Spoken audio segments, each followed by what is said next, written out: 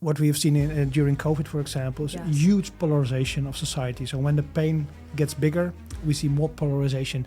Of course, today with Trump and Europe and China, it even gets worse. AI is just a catalyst to put more oil on the fire, to let people ask themselves why I'm here, why I'm good at. If it's not my job anymore, what else? Almost 60% of the working hours can be replaced with the current state. The current state? The educational crisis. A whole generation is being educated for a world that doesn't exist anymore. The old systems will grab all the systems that they can to stay in control. So yes, we will see first current society on steroids. If you think about it, aren't we already living like robots? Eat, sleep, work, repeat? Well, people see it as a curse, but I think it's a blessing in disguise. My audience is corporate audience, big multinationals, top executive leaders. We all have the same problem. Wow. We are working in a certain profession, we are working in a certain organization, and it doesn't feel right. I think AI will do a similar thing like COVID did, but then you're not working at home, but you're not working at all. What I believe is that AI is not changing what we do, but it's changing who we are. The more you align with your inner voice, with who you really are, the more the world starts to align with you. It creates synchronicity, not every few days or weeks, but every minute of the day. That's my dream. And then we move to the next stage. So we will move to multiplanetary consciousness. And then we will have a planetary 7 waves. So we will connect the dots between planets. We have infrastructure between planets. Because you have to imagine 5 or 10 years from now, we will have systems with IQ of 1000. They come up with technologies or solutions for society which are way beyond what we can experience right now. You don't have to conform to culture in an organization. You can be yourself. We live in times of rapid change. A world shaped by technology, yet guided by something far older than ourselves. An unseen code woven through the harmony of nature, through consciousness, and through the intelligence of the universe itself. The conscious code is a space to remember the deeper order beneath the surface and who we truly are.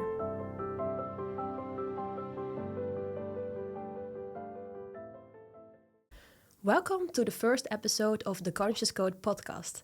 Today I'm here with Kromme. He's a futurist, an international keynote speaker, and he's a writer of the books Humanification and his newest book, The Human Spark Beyond AI. And Kromme discovered something really cool.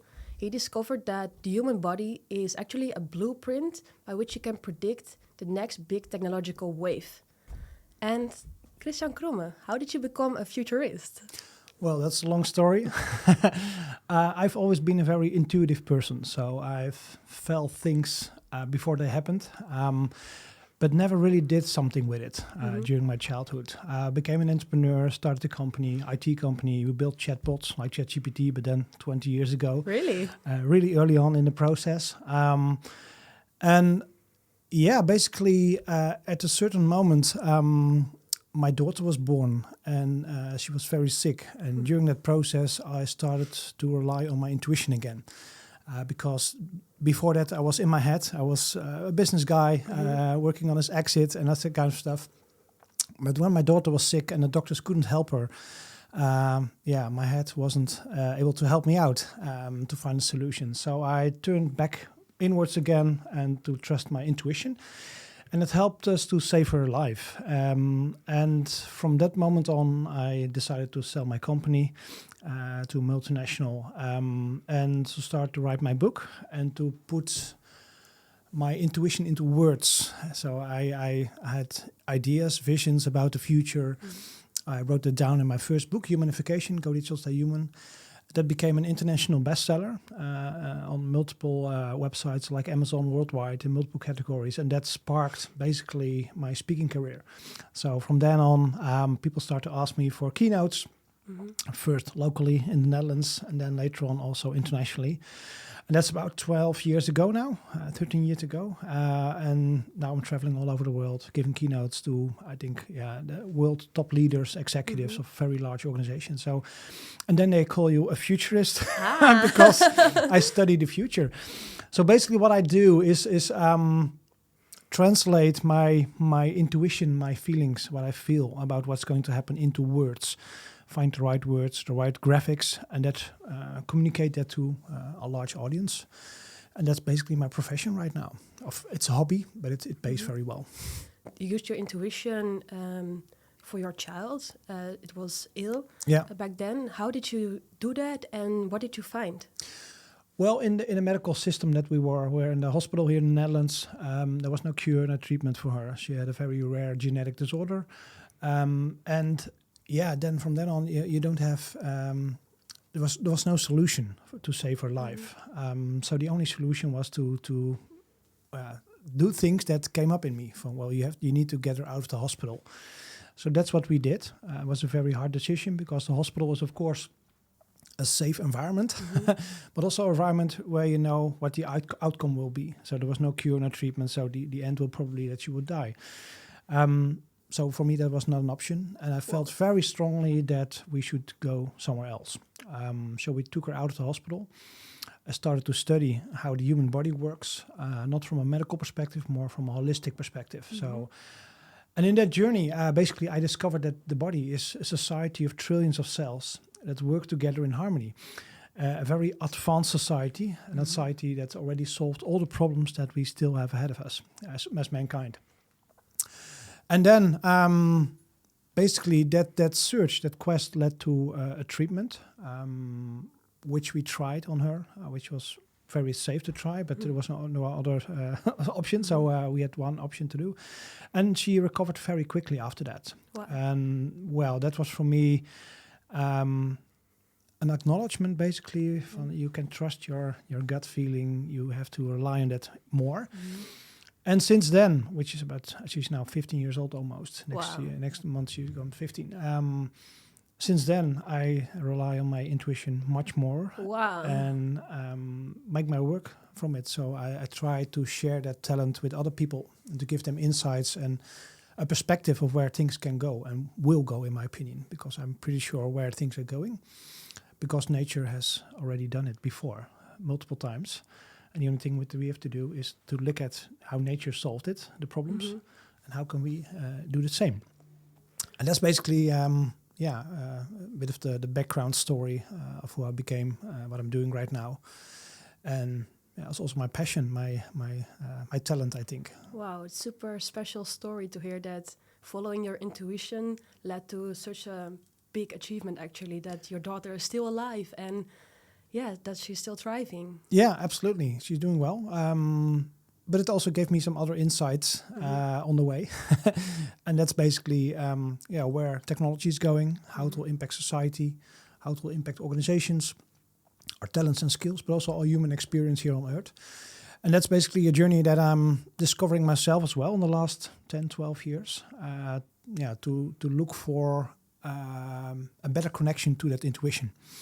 So I've always been a guy that's in the head. Like everyone. Like everyone else. We are conditioned to do so because the more academic you become, the more you learn to stay in your head. I feel that following your intuition is also a bit demonized these days. It's becoming less now, I think. But I think for decades it was very weird to listen to your intuition. And it's only about following your mind, what we have learned, follow the books, follow the path. Yeah. How do you see that? Well, when we are born as a child, we fully rely on our intuition. We do the things that we feel that are necessary at that moment. And when we go to school, we become cognitive. We are pushed into our heads. We are pushed into texts, books and stuff. The longer you persist at being at school, the more you are pushed inside of your head. And the less you are relying on your gut feeling, on your intuition, on your body, basically. And as a result, if you're studying, you become disconnected with your body. So you live like a walking head. Yes. You live in your head. Everything is in your head. And that's, I think, that's one of the biggest pitfalls of society right now. We have a society that's fully from the head. It's operating from the head. Every reward is about being more in your head. You get more rewarded. Yeah, it's crazy. So it's crazy. But now I see a shift because once we thought ourselves, well, we are intelligent beings. We are more intelligent than all kind of animals. So we are special. And we are our thinking. So the patterns in our head is who we are. That's basically the status quo, how we now think about intelligence. But now we are moving into an era where machines become also very intelligent, even much more intelligent than we are in certain areas. So that challenges us to rethink about who we are as human beings. And I think this will mark a shift towards more body intelligence. So our cognitive intelligence, our brains are just a tool, but we are so much more than just cognitive intelligence. And intuitive intelligence is a very large part of our intelligence, moral intelligence. We call it gut feeling or intelligence of the heart. It's all kind of names. Basically, it's the body that knows a lot of things already before your head is aware of it. So I think AI will push us back from the head into the body again. And I think as a result, we will start to rely on that intuition more and more again. People start to search for who they are, why they're here, the purpose, the spark, give it a name. So I think it's a very positive movement. It's scary for a lot of people because this is what we know and what defines us, we think.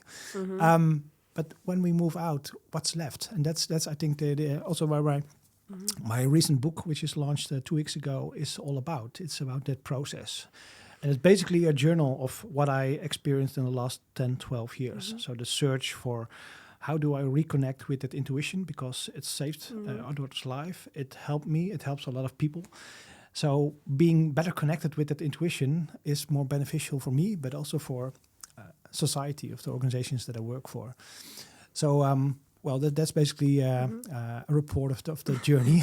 I think it's a scary thing for a lot of people, because a lot of people identify themselves with their jobs, with their job title, with their education.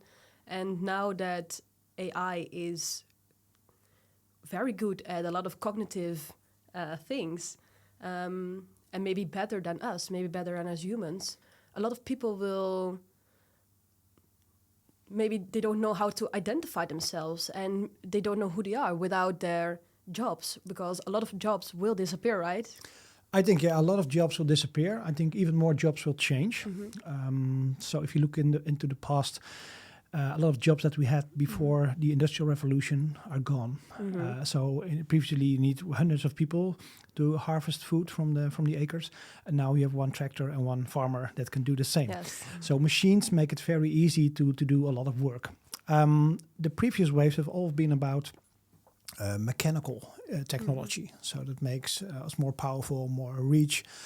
But now we are entering a different kind of technology, which is also entering the cognitive space. And that comes very close to who we are, our identity, our status, our ego. And that's really scary for a lot of people because, if you hold on to that ego, you think that you are your thoughts, but the machine thinks more efficient and faster and more cheaper as well. Then some kind of emptiness arises. Who am I? What I have to do?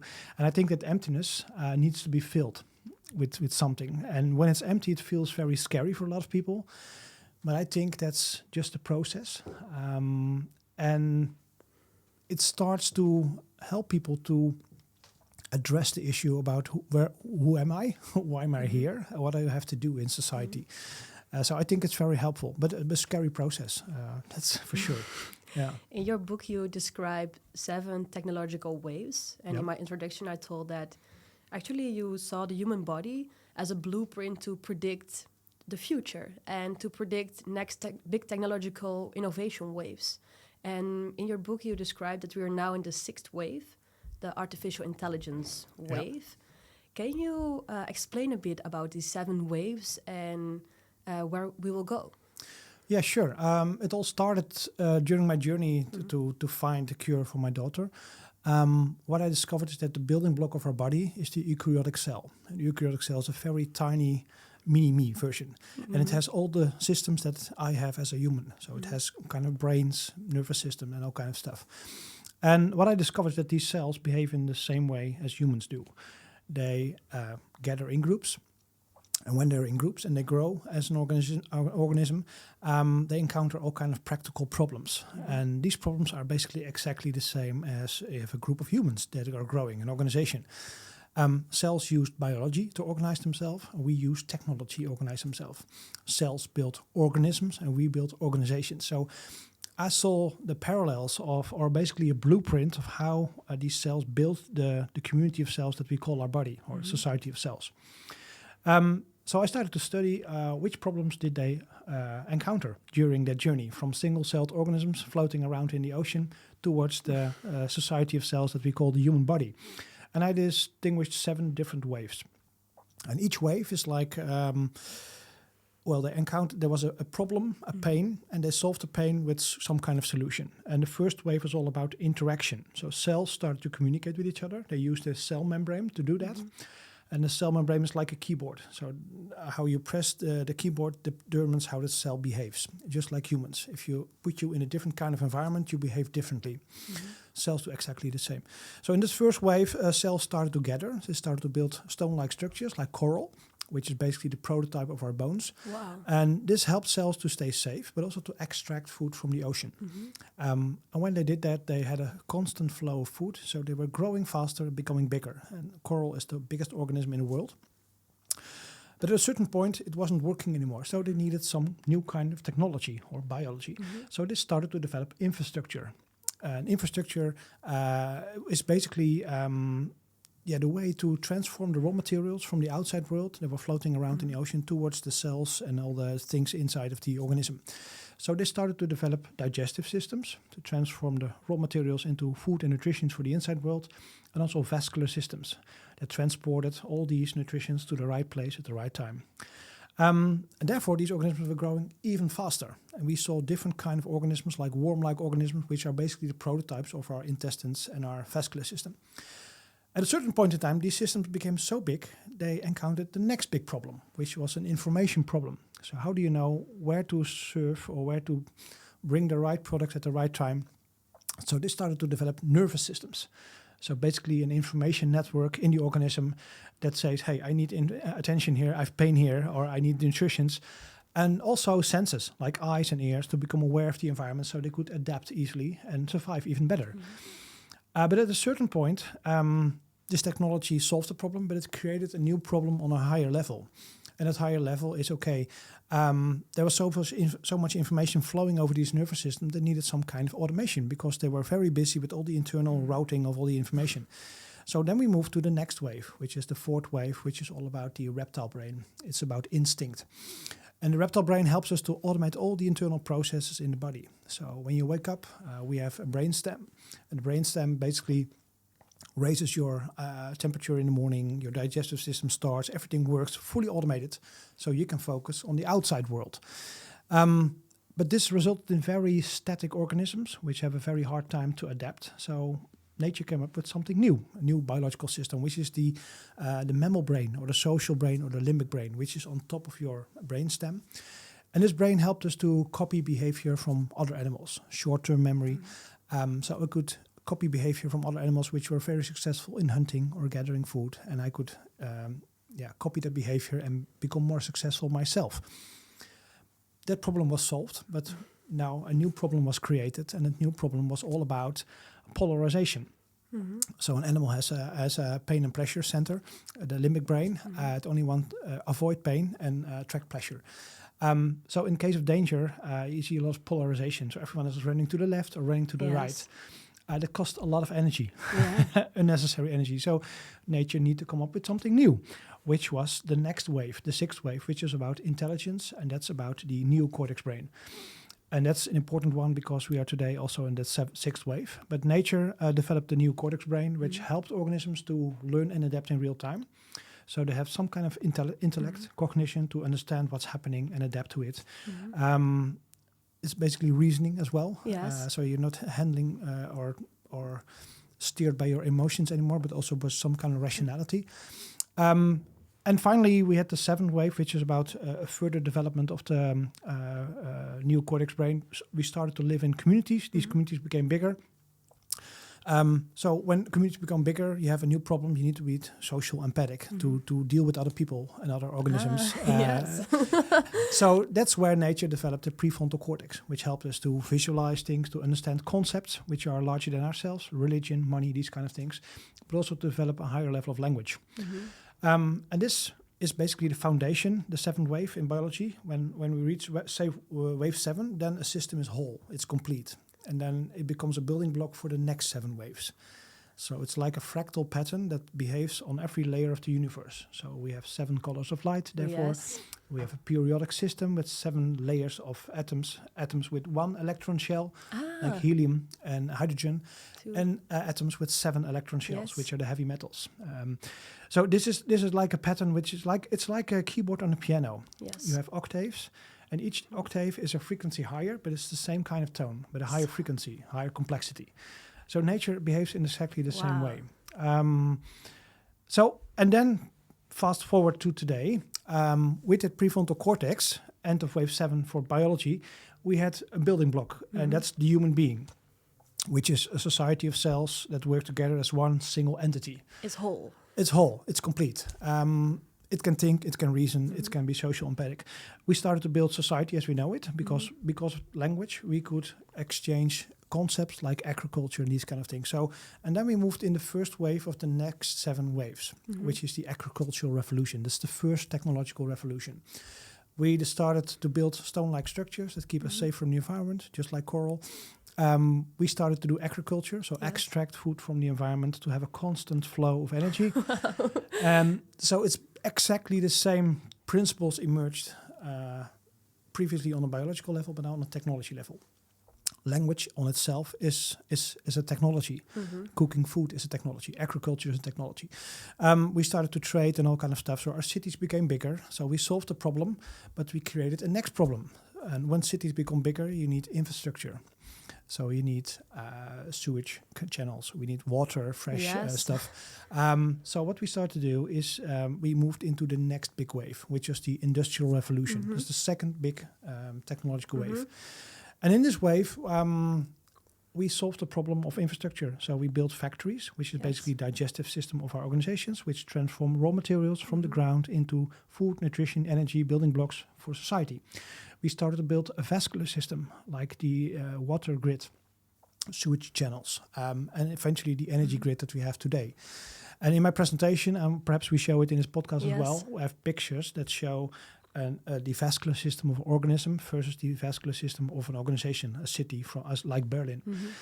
So then you see that's not only a concept, it's not a metaphor, it's exactly the same way of organization, only on a higher level, etc. Well, so in the second wave, the infrastructure was there. We solved the problem, but then we had, just like biology, a new problem. How do you know where the right stuff should be delivered at the right time? So we started to develop telecom systems, like the nervous system of society, telephone lines, the telegraph. We started to build sensors, like cameras, microphones, eyes and ears, basically, to transform the information and send it over the networks to be aware. So as a result, we were highly connected. We could do trade over long distances. We could reconnect with family and loved ones, but a new problem occurred. So we had all kind of telephone lines, but they were manually connected. They had large rooms with people sitting there connecting phone calls from one people to the other. So we needed some kind of automation to deal with all that internal information, just like the organisms did back then. So then we moved to the fourth stage, which is about instinct. So organizations like IBM started to develop systems that could automate phone calls, redirection of phone calls. That's basically the ground layer for today's personal computers. So from there, computers evolved. We started to automate all kind of processes inside organizations. Just like processes in our body are being automated by our brainstem, by our reptile brain. So basically the automation wave was the brainstem for organizations. All the internal processes are being automated. And today we have CRM systems, ERP systems, SAP systems, all kind of difficult systems that help us to automate the internal processes in organizations so organizations can focus on the outside world. Marketing, sales, customer support, all these kind of things. So problem solved. Next problem. Next problem arises, and the problem solved is automation. But the next problem is that these organizations are very stiff and rigid. They have a very hard time to adapt, just like dinosaurs. So we needed a new kind of system. So we came up with the internet and social media. So we started to share information on a large scale. We started to upload text, photos, videos. People can learn from that. We started to use big data analytics tools that we can learn from other organizations and target audiences. So we could adapt as an organization to serve the needs of the changing ecosystem. But problem solved. Next. New problem arises, and that's the problem that we have today. Yes. We have like a mammal brain within an organization, but we are highly polarized. If there's danger, everyone goes to the left, to the right, literally, in political terms. So what we have seen during COVID, for example, is a huge polarization of society. So when the pain gets bigger, we see more polarization. Of course, today with Trump and Europe and China, it even gets worse. Yes. So when problems occur, everyone goes to the left or to the right. Costs a lot of energy. There's a lot of polarization right now. Yeah. And it consumes a lot of energy on society terms. New problem. We need some kind of rationality. And that brought us to the sixth wave, which we are in right now, which is basically the new cortex for organization, is AI in the cloud, which helps us to process huge amount of information and to have some kind of rational thinking over that information. So don't make polarized decisions, but make very rational decisions. And that's where we are in right now. I think we are halfway the sixth wave. And in my graphics, I show people the 7 waves. And as you can see, these waves are getting shorter, but the impact is getting higher. So if we take a look at the 7 waves in biology, during all these billions of years, nothing really happened. And then humans came, bang, huge change. So in the last, we appeared 5 seconds before 12. Yes. If you look at the time in a 24-hour clock. And we changed everything for the good and the bad. Today, we see the same. We now have the 7 waves in technology, organizational waves. Since the last 20, 30,000 years, almost nothing happened. And in wave 7, we will see huge impact. Yeah. And that's going to happen in the next 5 years. So the internet wave lasted 20 years? 20 years, from 2000 to 2020. It's all an S-curve. So it starts very slowly. You need a lot of research, development and stuff. Then it goes exponential. Yeah. And finally, it matures. And this happens with all technology and all biology waves. So, why does it always happen in a wave and not linear? Well, we have, as humans, have the tendency to change only after we feel uncomfortable. So you only start to work on your health when you become sick or you experience pain. On a society level, it's exactly the same. So if there's no pain, we don't solve the problem. But when the pain gets more, we start to develop all kinds of solutions. So that's basically the idea about an economy. An economy is there. There's a pain, and organizations emerge that solve that pain with products and services. And then we have a match. So we've seen each new wave created a new kind of economy. And that's basically how things start. So in the beginning, there's no pain. Then the pain becomes exponentially more. And then there's more money available, more energy available to solve that problem. So we need now a lot of energy is going into solving the intelligence problem in the world. So then we have AI systems which consume a lot of energy, but they solve a very big problem. So I think it's worth the energy that we put in it. And that's basically how nature works. It's the network effect. So in the beginning, you have a few cells working together. And when these cells start to connect with each other, then you get exponentially more connections over time. And the same happened, of course, during the internet wave. In the beginning, there were only a few connections with universities and defense corporations. Yeah. But now there's a connection between everywhere, all the time. Yes, and then the smartphone came and everyone used it. Yeah, 24/7 online. And now everyone is connected with everyone all the time, everywhere. So all the connections are there. So then it matures. Yes. Because you cannot make more connections if everyone is connected. And the same is happening with every wave. So in the beginning, AI is here, I think, for 30, 40, 50 years already. But in the beginning, the developments were very slowly. You needed a lot of money, a lot of effort, a lot of data. But there was no data 20 years ago. Yes. So you need an ecosystem. And at a certain moment, all the variables are there. And then things start to fly. And after a while, it also matures. And we have seen this with, for example, smartphones. So in the beginning, the progress in smartphones was huge. Yeah. And in computers as well. But now it doesn't matter if you have an iPhone 16 or 17. They both are great. So, yeah. It's mature. Yeah, but that same thing is true with intelligence. Yeah. Now we see a big difference between each release of new AI systems like ChatGPT. But when the systems have an IQ of 800 or 1,000 or 1,500, It does not matter anymore. we are not able to distinguish it anymore. It will be smart and smart plus or whatever. So there will be less financial incentives to develop even further. And then that wave becomes the stepping stone for the next wave, which will be wave 7, which is already gearing up. It's already preparing. And that is about, how do I call it? It's the spatial web. So today the web is like a 2-dimensional screen on your smartphone or your tablet. It's an abstract world, a digital world. But what's happening right now with AI starts to understand our 3-dimensional world, that it is a floor, a table. If you put something on the table, it stays there. So when we have now large world models which understand our world, when we have an understanding of the 3-dimensional world, then we can layer a 3-dimensional layer on top of that. So the internet becomes everywhere around us. It will not be a screen on your phone anymore, but it will be holographic around us. And it will look exactly the same as we are sitting here, right? Like real life. Whoa, this that's crazy. And each wave creates a new interface. So AI is a language interface, so we can talk to it. So you can use your own language and you can program an app, for example, or you can create a document or whatever, or videos or photos. The next interface will be holographic. And that's, of course, the interface that we are familiar with because we are born in a 3-dimensional world. And if we can interact with the digital world like with the real world, then there's no difficulty anymore. So everyone will be able to interact with the 3-dimensional world. And that's what I believe, the reason why it will be adopted by a huge amount of people, much more than AI right now. And therefore it will be much more disruptive because disruption is not about technology itself, it's about how much people start to use this. If no one used the internet will not have the disruptive effect that it had. If no one used AI, AI will not be disruptive. But when people embrace it and start to use it for everyday life, solve problems, then it becomes disruptive and it will disrupt business models, companies and stuff.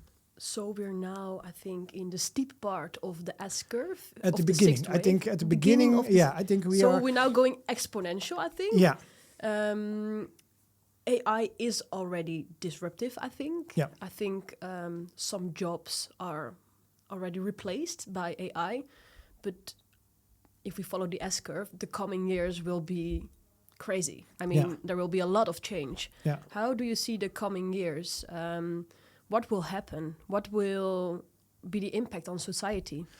Well, the first thing to understand is important to understand that the previous wave, the internet wave, was a wave that took 20 years. Yes. So the S-curve was not that steep. It was so companies could adapt to it.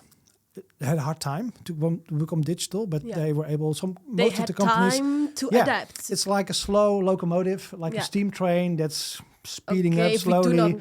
If we don't do it this year, maybe next year or the year after, we can adapt because we have time. Yeah, there was time. But this wave only takes 10 years from child to mature. And the development is going much, much faster. So what we see right now in the internet wave, we had time to adapt because there's something that's called the adaptation gap. So a new technology is invented, like the internet, and it takes a while before it's incorporated in organizations. So before the internet, we had a paper office environment with papers and documents and ordinals, calculators, that kind of stuff. And we needed first to build computers, put computers in offices, train people to use computers. Yes. We needed networks, we needed the internet. So all these things need to be in place before we... So it was a very gradual process. Today, with AI, the developments are going really rapidly, but the adaptation gap is also much shorter because there are already computers in office environments. We already have broadband connections, glass fiber and stuff. Yeah. We have software. People know how to operate it, and the operation becomes even simpler because we can just use our voice. So the adaptation gap is not 5 or 10 years, like in the internet wave, or even hundreds of years in the Industrial Revolution wave, because then they need to build factories, which takes a long time. So the time to adapt to it and incorporate it in processes gets shorter, exponentially shorter. So I predict now it's between 1 or 2 years. So about 2-3 years ago, November 2022, ChatGPT was launched. Yep. Version 3.5, which was the version that most of people are familiar with. Then we started to use it. And we are now 2-3 years ahead, and we now see the first jobs are being replaced by AI. Yeah. McKinsey did a research report, I think 2 months ago, and they predicted that 57 60% of all the working hours in the US can already be replaced with the current state of AI. That's almost 60% of the working hours can be replaced with the current state. The current state? The current state of AI. So that's a ChatGPT 5-ish like technology. Imagine what this will be 5 years from now when these machines have an IQ of 400, 500. So what we will slowly see in the next few years is that adaptation gap, that systems are being incorporated and people become obsolete, especially people who are processing information. We have Geniali from SDU Publishers, which is a virtual lawyer, which you can ask all kind of questions about, all kind of legal stuff, which is already replacing the bottom parts of the ladder, so the junior and the media jobs in the legal industry. In the healthcare industry, we see already that AI is being used in all kind of process to diagnose stuff. And call centers, customer support with chatbots. All these things are now suddenly being replaced by AI systems. So in the next few years, I predict that this will grow exponentially. When these machines become more capable, more jobs will be replaced, and it will especially be the bullshit jobs. I think people who are putting spreadsheets from left to right on the desktop all day long, or writing text for websites, or and then comes the disruption wave, because these are the efficiency things that we do with AI. But soon we will see Uber-like organizations, but then based on AI. So in the internet wave, we saw that in first people thought, well, we need to become digital. So they make their invoices digital, their documentation digital, and their products and brochures on a website. So, well, we are ready. But then came the internet companies, like Uber, for example, which used the internet for to create a whole new kind of organization, which is much more efficient. Well, the same process, we will see that as well in the AI wave. So we will see AI-like companies which can learn in real time, which can adapt in real time, which perhaps have thousands of agents, perhaps millions of agents working for them, virtual agents, AI agents, which can scale much faster than traditional organizations, because traditional organizations need departments, office buildings, energy, all this kind of stuff. And AI agents or an AI company can scale. You can put an extra server on top of it, and you can double your organization within a day. So we will see huge disruption, I believe, in the next 3-4 years, when organizations really start to build from scratch with AI, to build whole new processes based on AI. So I think it will be a dynamic time, let's say it that way. Yes. For many people, very scary, because a lot of old processes will be obsolete. So a lot of organizations exist because they solve a certain problem. Yeah. That's why an economy exists. There's a pain and the problem is solved, then there's a match and you can pay for that. I think a lot of problems that current organizations are solving will not be a problem anymore, because AI can solve it much, much faster. And cheaper. Much cheaper.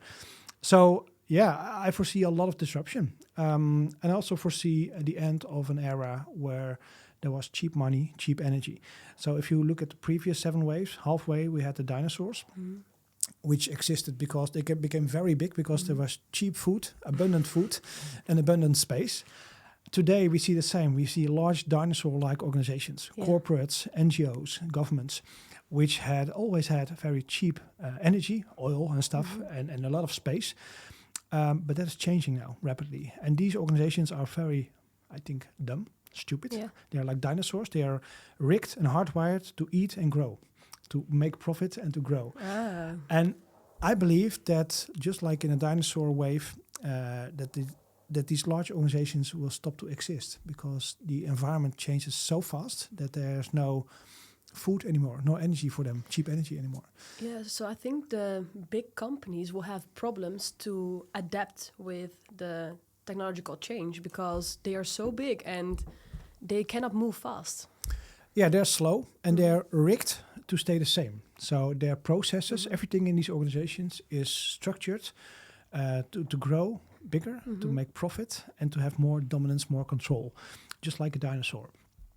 And they have a very hard time to adapt to changes, because their culture, their systems, their processes are all hardwired, just like with dinosaurs. In a dinosaur brain, all the processes are hardwired. They don't have the capability that we have in a neocortex brain. You can learn or see something new and you can incorporate it and then you can do it as well. Well, dinosaurs cannot do that. They need multiple generations to adapt a little bit. And that's the big difference that we're going to see right now. If you look at the 7 waves in biology, the big spike impact-wise came when human beings came into being. Because we are social empathic, we can adapt very easily. I think in this wave, 7 waves, we will see in the 7th wave social empathic organizations, which are organizations which have social empathic capabilities. Today, I think the majority of organizations is like a dinosaur. They all care about their own food, and for the rest, they don't care about well-being, about the environment, about sustainability. They don't care. Profit is the only thing that they live for. And we will see different kind of organizations which live for social empathic connection. So they will be very good in connecting with other organizations to collaborate on an organizational scale. They will be caring about the environment because they understand, well, if we don't do that, there will be no environment in 10 years from now. And I think it will be a no-brainer to choose, if you want to do business, between a dinosaur-like organization or a social empathic organization, between a dinosaur and a human-like being. And that's why I believe that we will see a huge spike in impact in the next 5 years, because we will see wave 7-like organizations, which in my opinion are swarm-like organizations. Traditional organizations are pyramids. Yes. Look at your government, look at the church, look at all these institutions which are centralized hierarchical systems. And these are inherently slow. And things like fraud and different and leaders that behave in a very awkward way, that's not an effect. That is a natural phenomenon if you have a hierarchy. So when people get on top of the hierarchy, they start to behave different, start to act differently. We need a different kind of organizations which are more fluid, like swarms in nature. So nature doesn't work with hierarchies.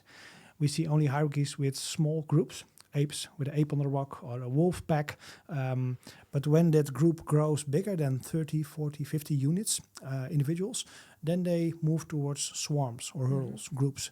We see this with insects, mammals, fish, all the in the animal kingdom. Our body is also a swarm of billions of cells which act like one big system.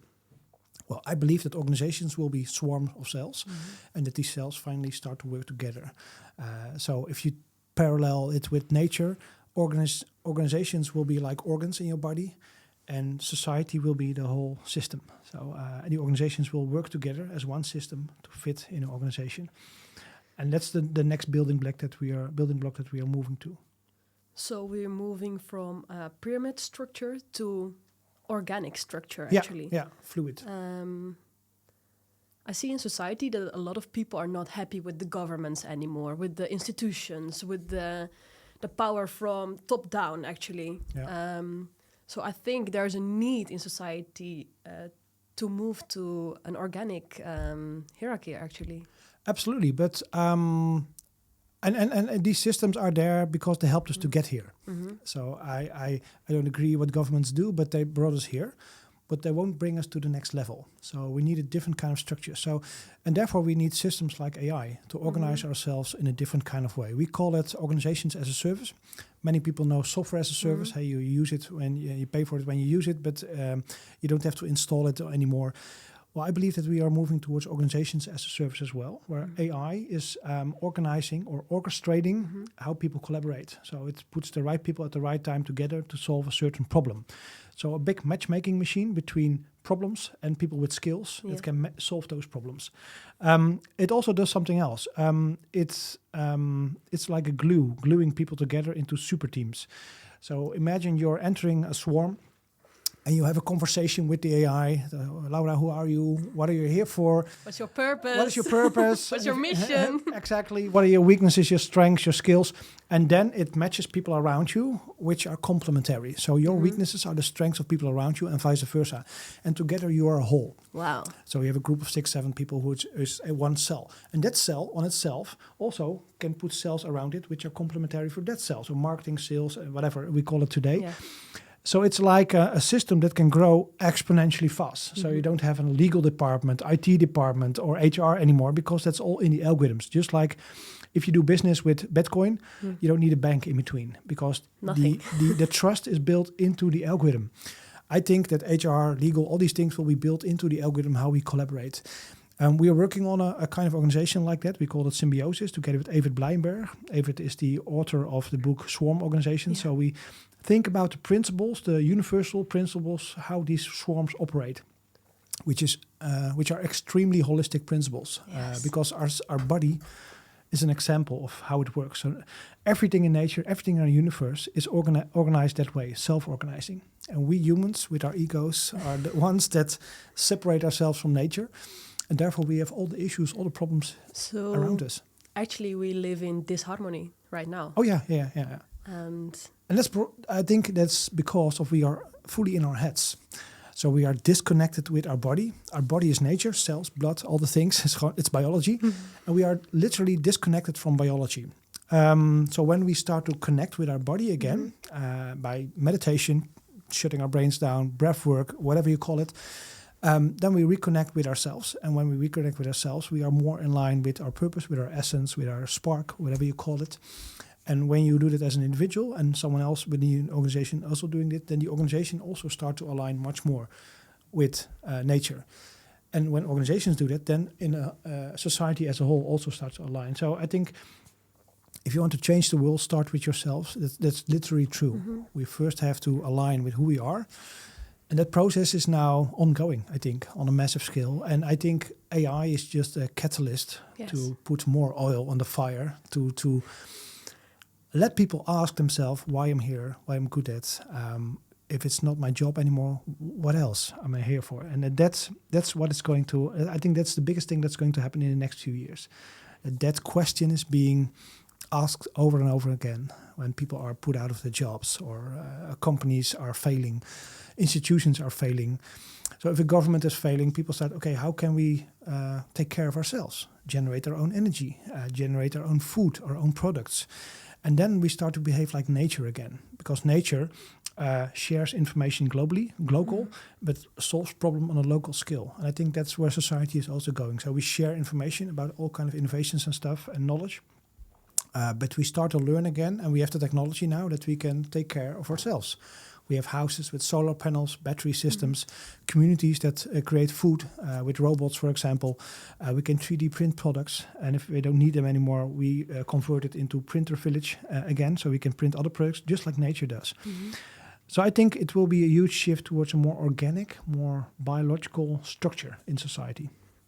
Because a lot of institutions, governments, organizations are now based on principles like fear, manipulation, control. It feels very unhealthy, and I think a lot of people sensed it already in a way. They are not happy with their lives, with their jobs. They feel a lack of purpose. So I think a lot of people already feeling that we should move to another form of living and society. And actually we should be very happy with the coming of AI. Well, people see it as a curse, but I think it's a blessing in disguise. So it will confront us with who we really are, and AI is just like a mirror. So it shows us how we are behaving as an individual, as organizations, as society, and we get almost real-time feedback. We never had that kind of mirror, so it will help us to develop in a personal way. And yes, it will create a huge shift away from traditional systems. I think the undercurrent is already very strong. So a lot of people, especially since COVID, start to question organizations, the motives behind organizations. It's all about profit and power and control. Governments. But the gap is becoming more visible now. We see populistic leaders now all over the world. There's also a sign which is, I think, very frightening. And these people have all kind of promises, but when they are in power, they do the opposite because they are not capable. That's I think an end of an era which we are in right now, and I think that's for a lot of people very scary, and especially if you grab on to the old system. Yes. If your job, if your ego, if your identity is attached to the old system. and the old system is falling apart, then you're also falling apart as individual. So I think, and that's basically the new books about the human spark. If you know your own spark, you know your own essence, why you're here, you're not afraid because you know what you have to do here. So you know your own plan, you know your own skills, you trust in yourself.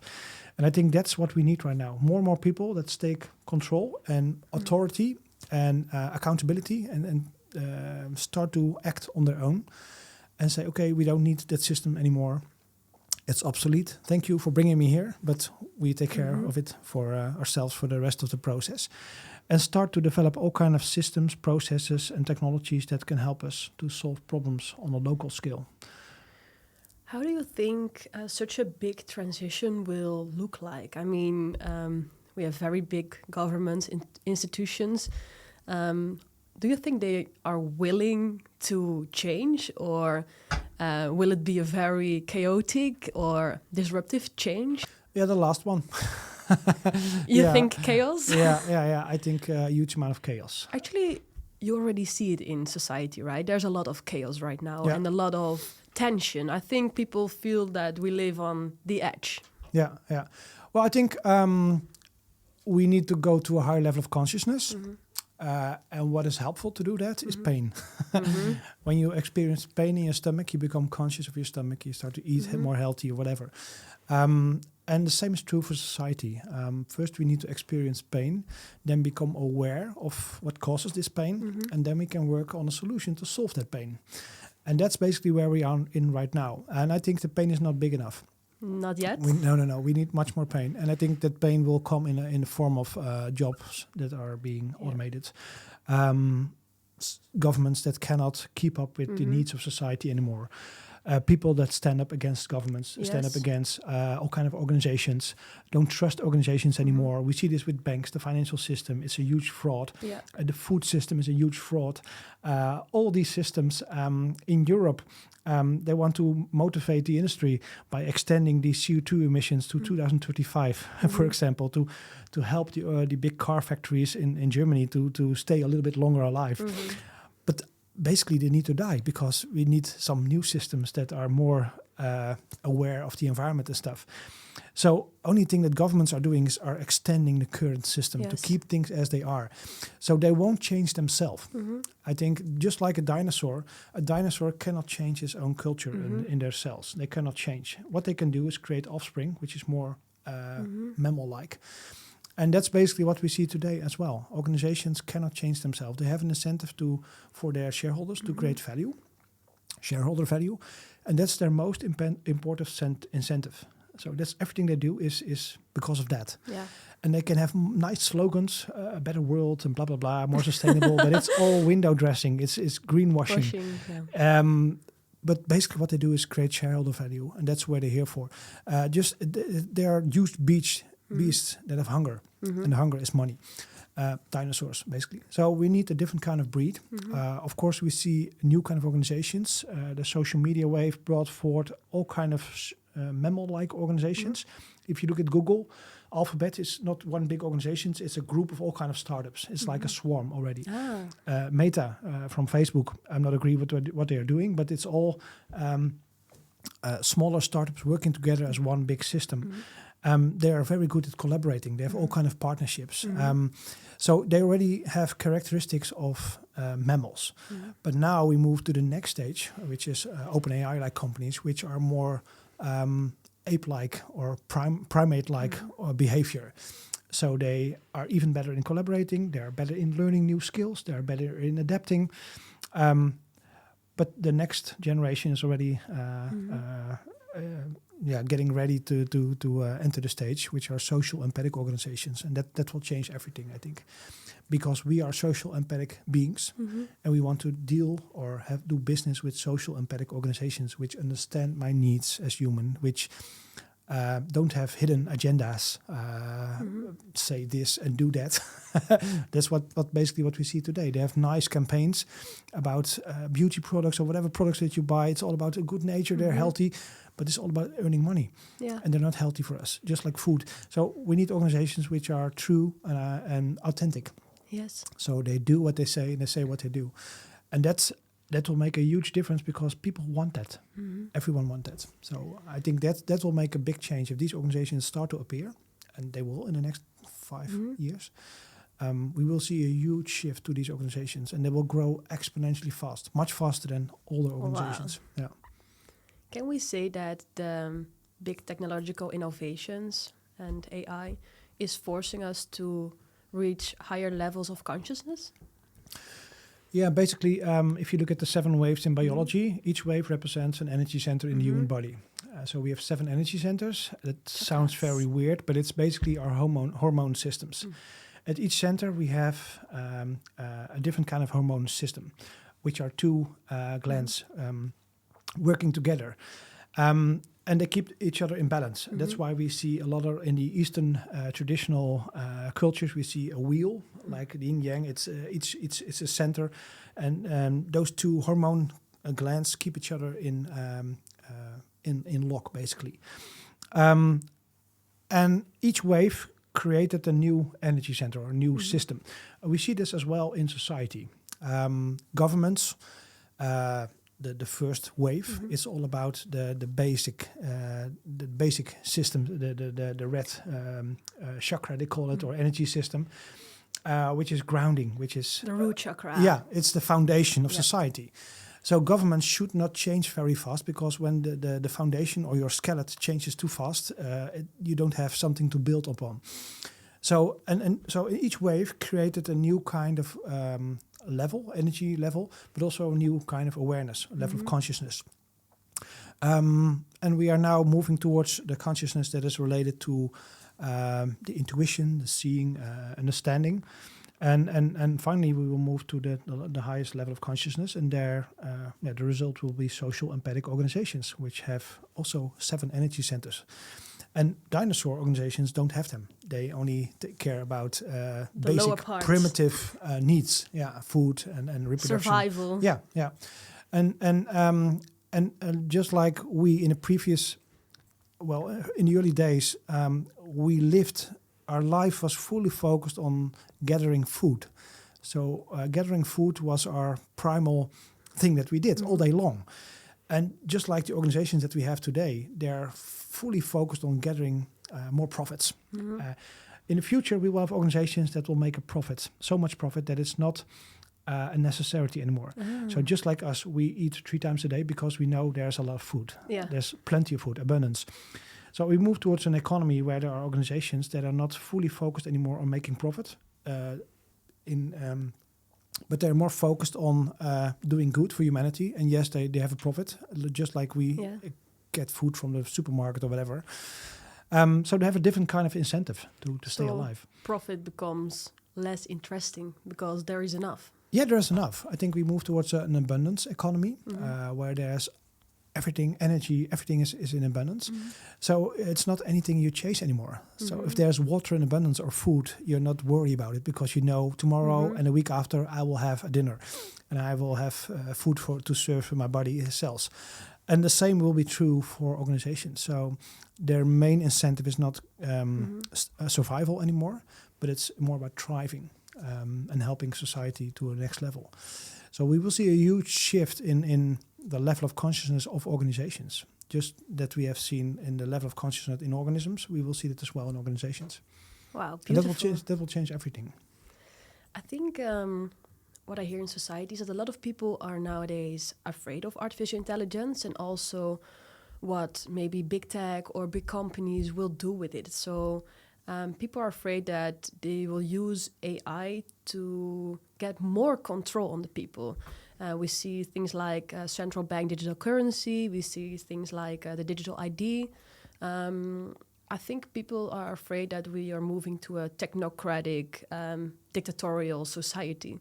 And I feel and hear a lot of fear.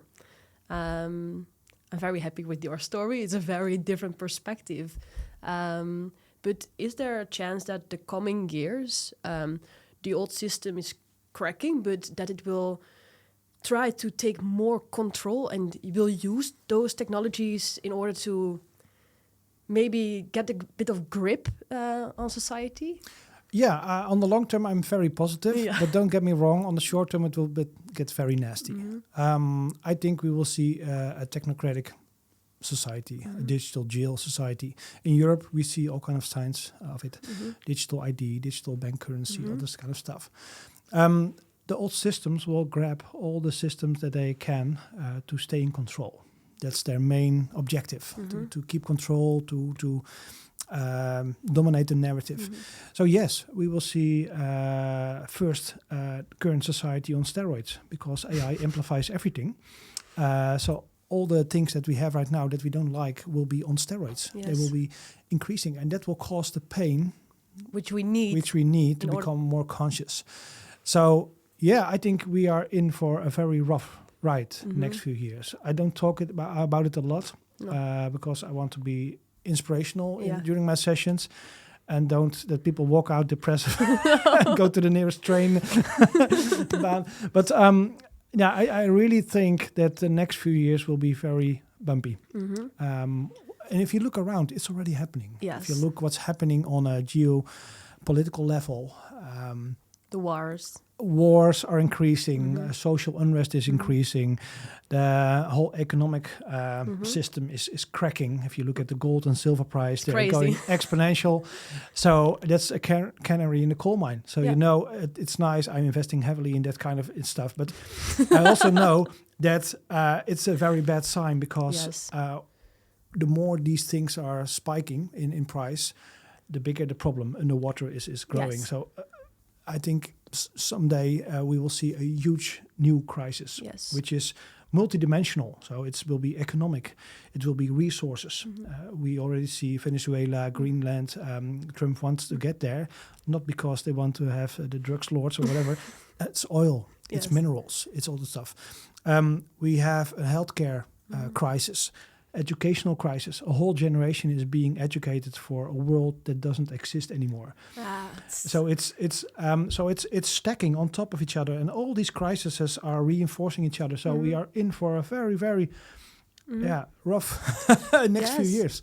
And then the identity crisis, yes, a lot of jobs will disappear, and there will come new jobs. But in the meantime, people lose their jobs where they studied for, where they paid for, where their identity is.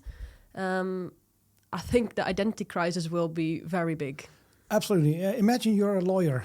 You have been to you have studied for 8 or 10 years, spent a huge amount of money, or your parents, and then there's an algorithm that can do the things that you learned for faster, cheaper, more reliable than you can do. So what does this with your ego, with your identity, with your feeling of self-worth? So I think the identity crisis will be dramatically, and it will cause people to search for who they are, for their spark. And I adapted to release the book already. I think, are we ready for this narrative? But I think we are ready for it right now. If I look at the feedback from the book, it's exactly the right time to release this book. Because two worlds are moving together. Of course, we had the spiritual world, which was a bit demonized, crazy, weird people, not concrete, a bit floating. And we had the business world, the cognitive world. And today, because of AI, these worlds are moving together. Wow. And people start to ask themselves very fundamental questions. Who am I? What am I good at? What is my purpose, my passion, my essence? And what I try to do in my book is to find a language that connects both worlds. Because this world doesn't like that world, and vice versa. But if you have the right language, we are all talking about the same, basically. And my audience is corporate audience, big multinationals, top executive leaders, people who are very academic, went to very prominent universities and schools. But if you use the right language, we all have the same problem. Wow. We are working in a certain profession, we are working in a certain organization, and it doesn't feel right. We know that we are doing things, but in the end of the day, it doesn't make a difference in the world. It doesn't make our world better. So a lot of people feel this, but they continue because it pays the bills, it pays the mortgage and stuff. And And I think 80-90% of society has moved into a certain position that we continue to do. Jobs are masks that we wear. But AI is like a rough awakening that shows us, well, put off your mask and show us who you really are, because that's is going to matter in the next few years. So yeah, I think it's all about the language and just like intelligence. So we had one word for intelligence. We were intelligent, so we were different than the rest of nature. You're smart. we are on top of the rest of nature. That's how we felt. And if you look at Eskimos, for example, they have 50 or 17 different words for the word snow, because their world exists out of snow. Wow. So they have all kind of differentiations within snow. And I think we need to think about intelligence in that way as well. So our world becomes intelligent, machines become intelligent, cameras, cars, everything will become intelligent. So we need to redefine the word intelligent. And what I show in my keynotes, of course, is that cognitive intelligence is only 10-15% of what we do. And cognitive intelligence is the intelligence that is aware of, that is inside of AI systems. Yeah. It's pure book knowledge, academic knowledge. But we are so much more. We are 85%, 90% intuitive intelligence, moral intelligence, body intelligence, social intelligence. But we don't have names for that. We are not aware of that. At school, we never learned about it because it was all about cognition. Yes, you could only get high grades if you are very cognitive. And if you're very creative or very empathic. No, otherwise Mother Teresa would have been a billionaire. But it isn't. That isn't the case. Jeff Bezos and these kind of people are billionaires because they are very good in the cognitive space. But I think that will change very rapidly. But what I also see is a huge gap. If you look at the current new generation, they're glued to their smartphones. In their educational systems, it's not about soft skills. It's all about putting books in your head and stuff. So we need a different kind of people that are being educated right now. And that gap is growing. I heard last week that students are getting lessons in how to make a phone call. Yeah, because they are scared to call. They don't want to call something. It's confrontation and they don't want that. So everything is via app or whatever. Yeah. So those basic things, to talk to someone, to have a connection with someone, they don't have it. It's not developed. Of course, they have it deep inside them, but it's not cultivated at schools. So we have a huge gap where we need to be and where we are right now. In your book, you also write about moving from human doings to human beings. Yeah. A lot of people are scared of robotics taking over their jobs, but if you think about it, aren't we already living like robots? Eat, sleep, work, repeat. 40 hours a week behind the desk, laptop, fake lights. In an office. There's so much more in the world. Well, we have been trained to be robots. So if you go to school, and the longer you persist at school, the more academic you become, the more you become a robot. Because you don't rely on your own wisdom anymore, your own intuition. You start to rely on knowledge from books that was put there by someone else, by systems. So you're guided away from who you are as a human being. And that's, I think, the big problem of today is that we don't know who we are anymore.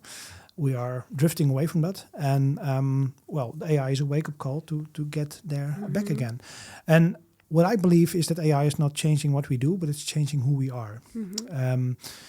It will replace all kind of mundane tasks, repetitive tasks. And we have to think about a higher level of consciousness of how we operate this world. And that's not accessible with our brain anymore. So we need to move to a different kind of intelligence, and you can only access that intelligence by being present in the here, in the now, by meditating, by doing yoga, by doing breath work.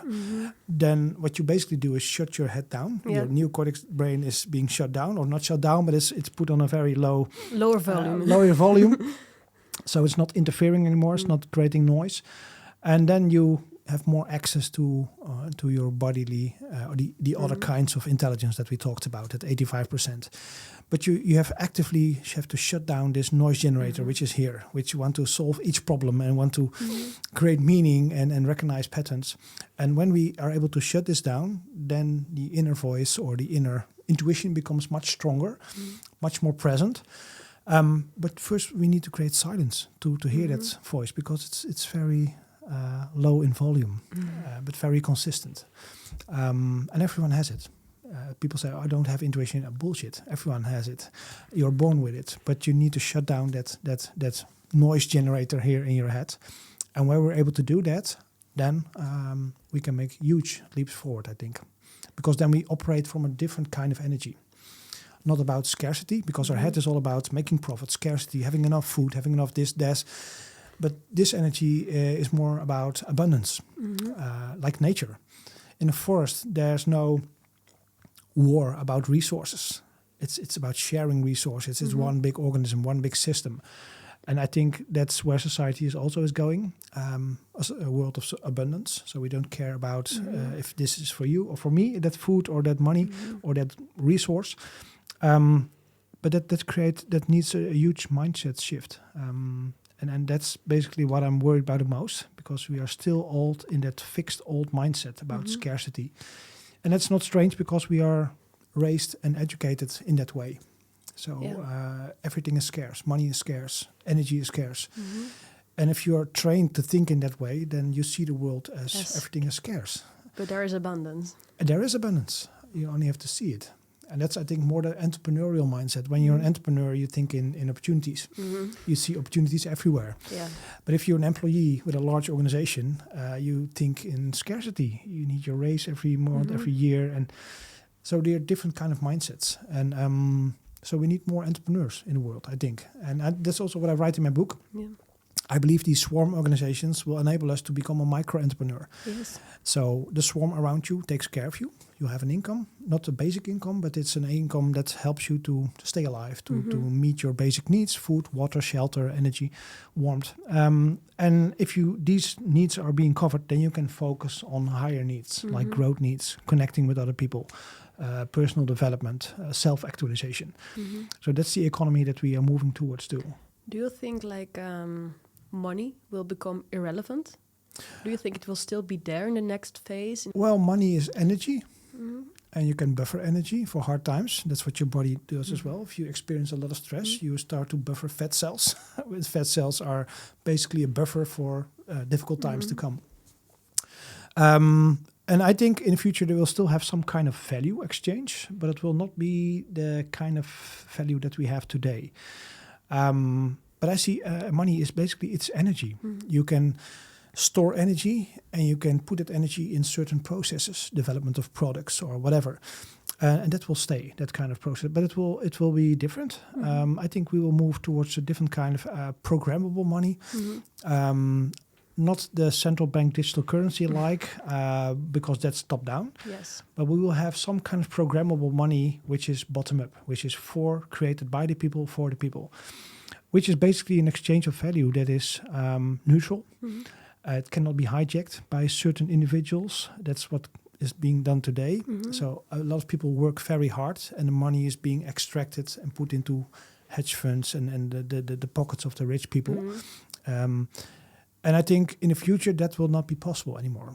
So in these swarm organizations, you can manipulate the CEO of a company. If you put a gun to his head, if you put him a large amount of money, you have to do this. Then the guy says, okay, everyone has a price. So at a certain point, they will start to behave in a different way. But if there's a group of 1 million individuals in a swarm, you cannot manipulate them anymore.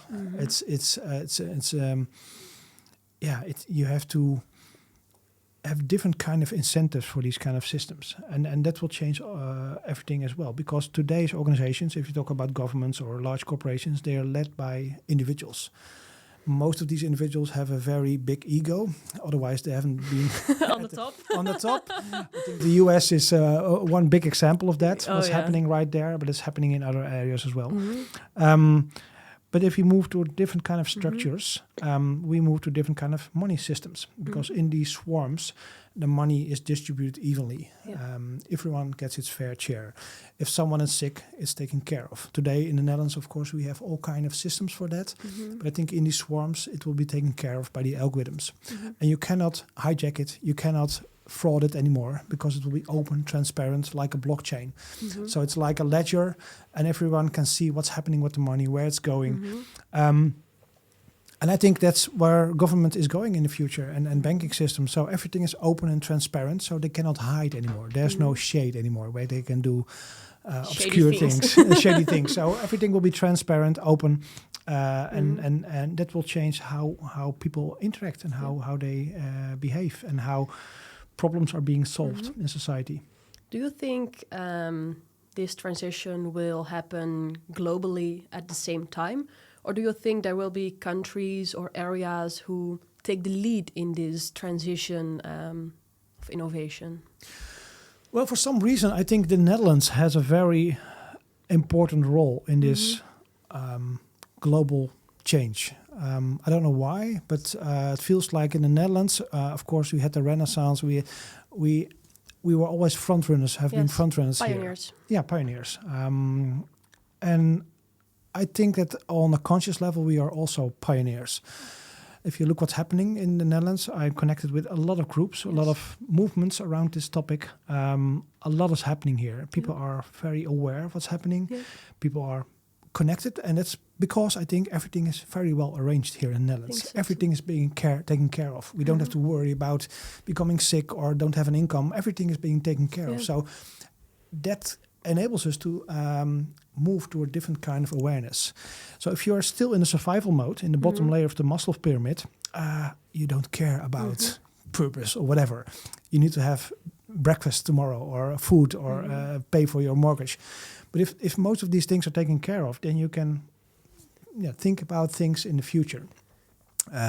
Think about connecting with other people. A universal basic income is, I think, one of the enablers of this new kind of society. A few months ago, I was speaking somewhere, and Guy Standing was speaking before me. Guy Standing is one of the frontrunners for universal basic income. He did a lot of research in this topic and all kind of tests. And basically, what it does. What they thought would happen in a certain area, when they give people a certain basic income, they thought people would drink themselves to death. Do nothing, be drunk. But what happened was completely different. The economic output of a certain area where they tested it increased a fivefold. So what happened? People basically didn't care about their wash machine go broke or losing their job anymore. And they start to worry about, okay, what am I good at? Who is living next to me? Can we collaborate? And basically it was an investment, a small investment that created a 5 time or multiplied 5 times their economic output of that area. So we have to imagine when there are robots that can take care of all kind of things, and we create some kind of profit out of that, and that profit is distributed over society, then everyone has an income for its basic needs. And you can do extra things for extra income. But and I think if these mechanics change in society, the mindset will change as well. Because and people say, oh, it's not going to happen. Look at society, look around, what's happening in the world. Yes, that's true. But when the pain is getting bigger, people start to ask themselves deeper questions. We have robots that take care of all kind of processes that don't need labor anymore. We are moved towards a higher level of consciousness on a global level. So, perhaps some countries will take the lead and they will be pioneers. But I think depending on the leadership in every region, it depends on how fast it goes. And then somewhere, I think Europe might be a frontrunner. Today, we are all complaining about Europe with all the regulation and stuff. Yeah. We see the US is going very fast with AI. Everything is possible there. No regulations, almost no regulations. Yeah. In China, we see the same kind of thing, but then from a government perspective. And in the US, more from a capital perspective. And Europe is lagging. We have all kind of rules and stuff. And we are here focused on human-centered AI and privacy and all these kind of things. So perhaps we can learn as Europe from the mistakes that are being made on the left and the right. And not make the smartest AI, but the most human-centered or wise AI. So perhaps because we have one of the oldest democracies here. So I think we might have some advantage in that area. So not be the fastest, not the smartest, but perhaps the wisest and the most human-centered. So I have still a bit of hope for Europe, despite all the things that are happening right now. I feel the same. I think the level of consciousness in the Netherlands is pretty high. And what you say, there's a lot of groups and organizations who are thinking about the future, how we can shape the future on a very ethical way. I didn't see it in other countries like this, actually. I think Netherlands is really pioneering country on thinking about a conscious future. Yeah. Yeah. Well, I travel a lot for my work. And what I notice is then when I go to the West, I was in the US a few months my ago, God. a couple of times.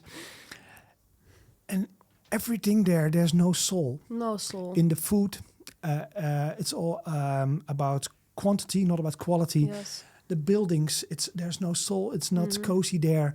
The cars, it's every plastic fantastic. Everything is soulless. Yeah.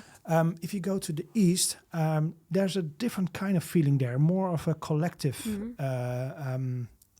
how do you say it? A collective awareness, Yeah. a group feeling, Yeah. but the individual is not yet developed there. If you are in China, for example, it's more like the collective. They can do huge things with like a swarm, but the individual is not quite developed like here. So, yeah, I think being in between those two extremes, just like an out-breath and an in-breath, in between there's a moment of awareness.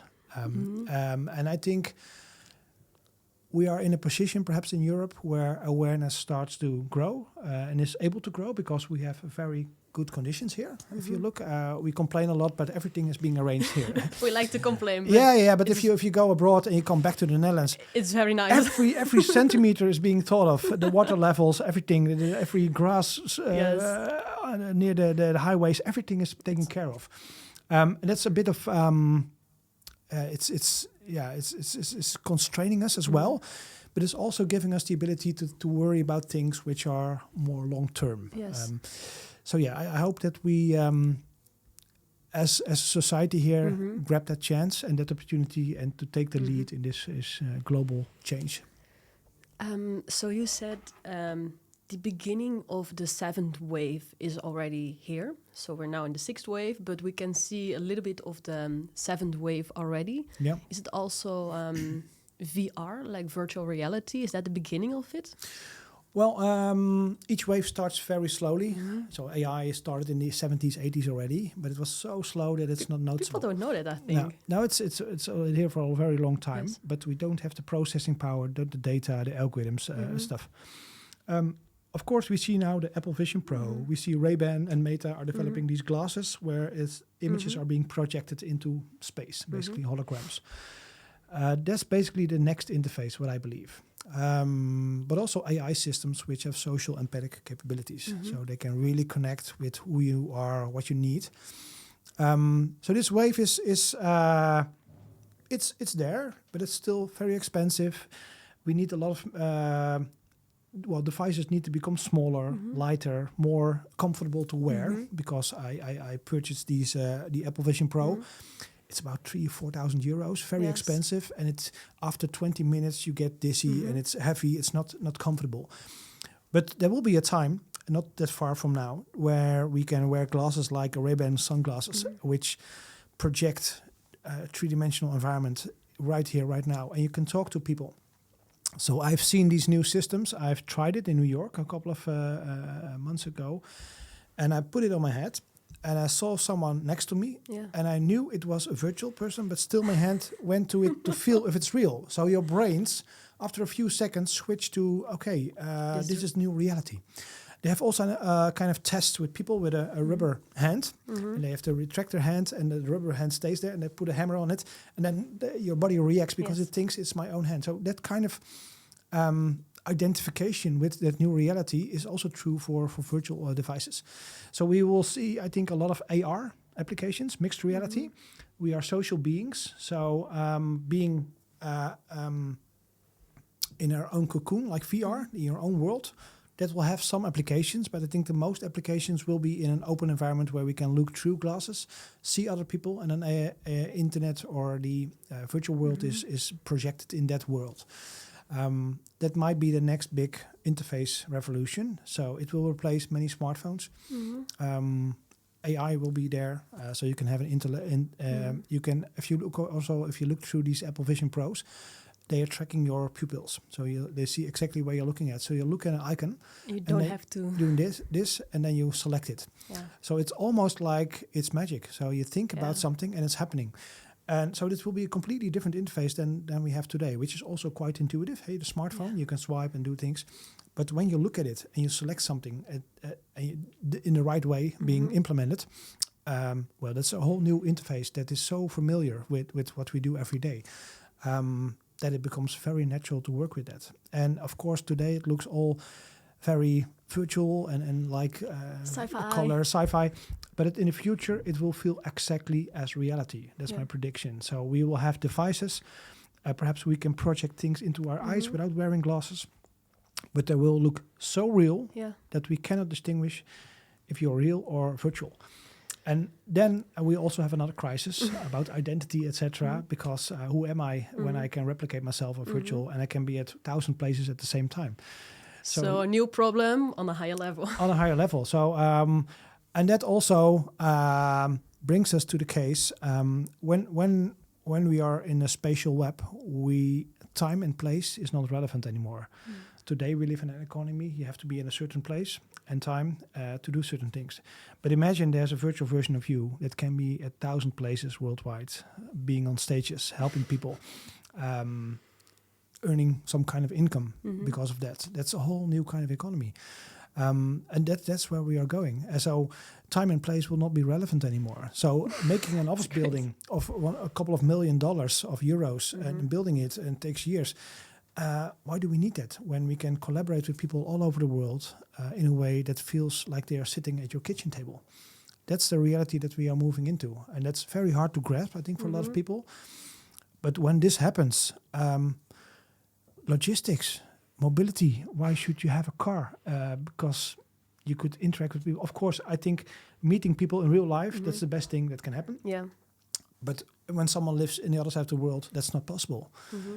So if you want to collaborate with these people, then virtual ways, and therefore we will have very large swarm organizations with millions or even hundreds of millions of individuals working together, collaborating on a global scale. And that's possible because time and space is not relevant anymore.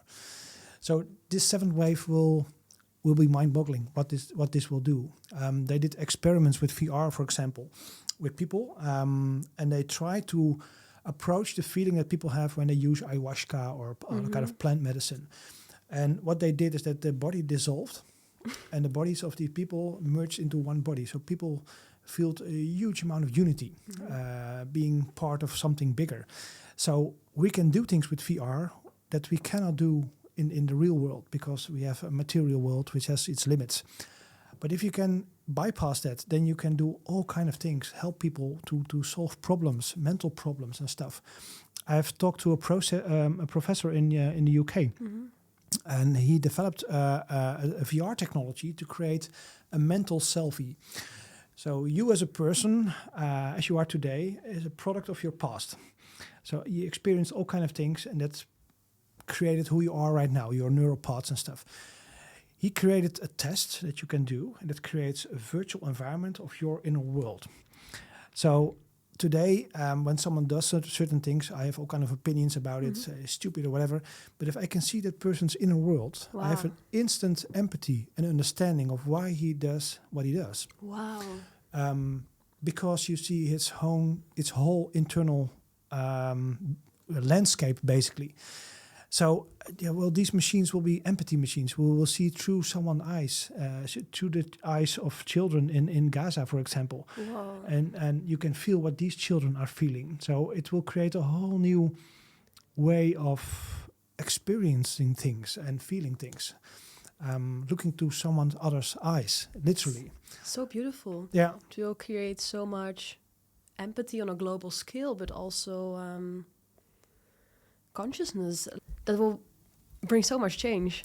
Well, I believe that technology only does something which is already there on an energetic level. And this is far ahead. But what I believe is consciousness is one big consciousness, and we are all a perspective of that consciousness. So our eyes are a certain perspective from a bigger consciousness. And with this new technology, we are simulating that as well. So you can look through someone's eyes and see yourself, for example. And that's basically what's already is available here, but we are not accessing it. And technology helps us to materialize it, to get access to that capability. We already have it, but the outside world is like a mirror helping us to understand we already can do that. You can we have how do you call it? Mirror neurons. So if you see someone and is sad, you can feel sad as well because you are copying that neuron pattern in their heads. And with VR and AR are like technologies, not like we have it today with clumsy, expensive devices. Big glasses. Yeah, but in the future that will be almost seamless.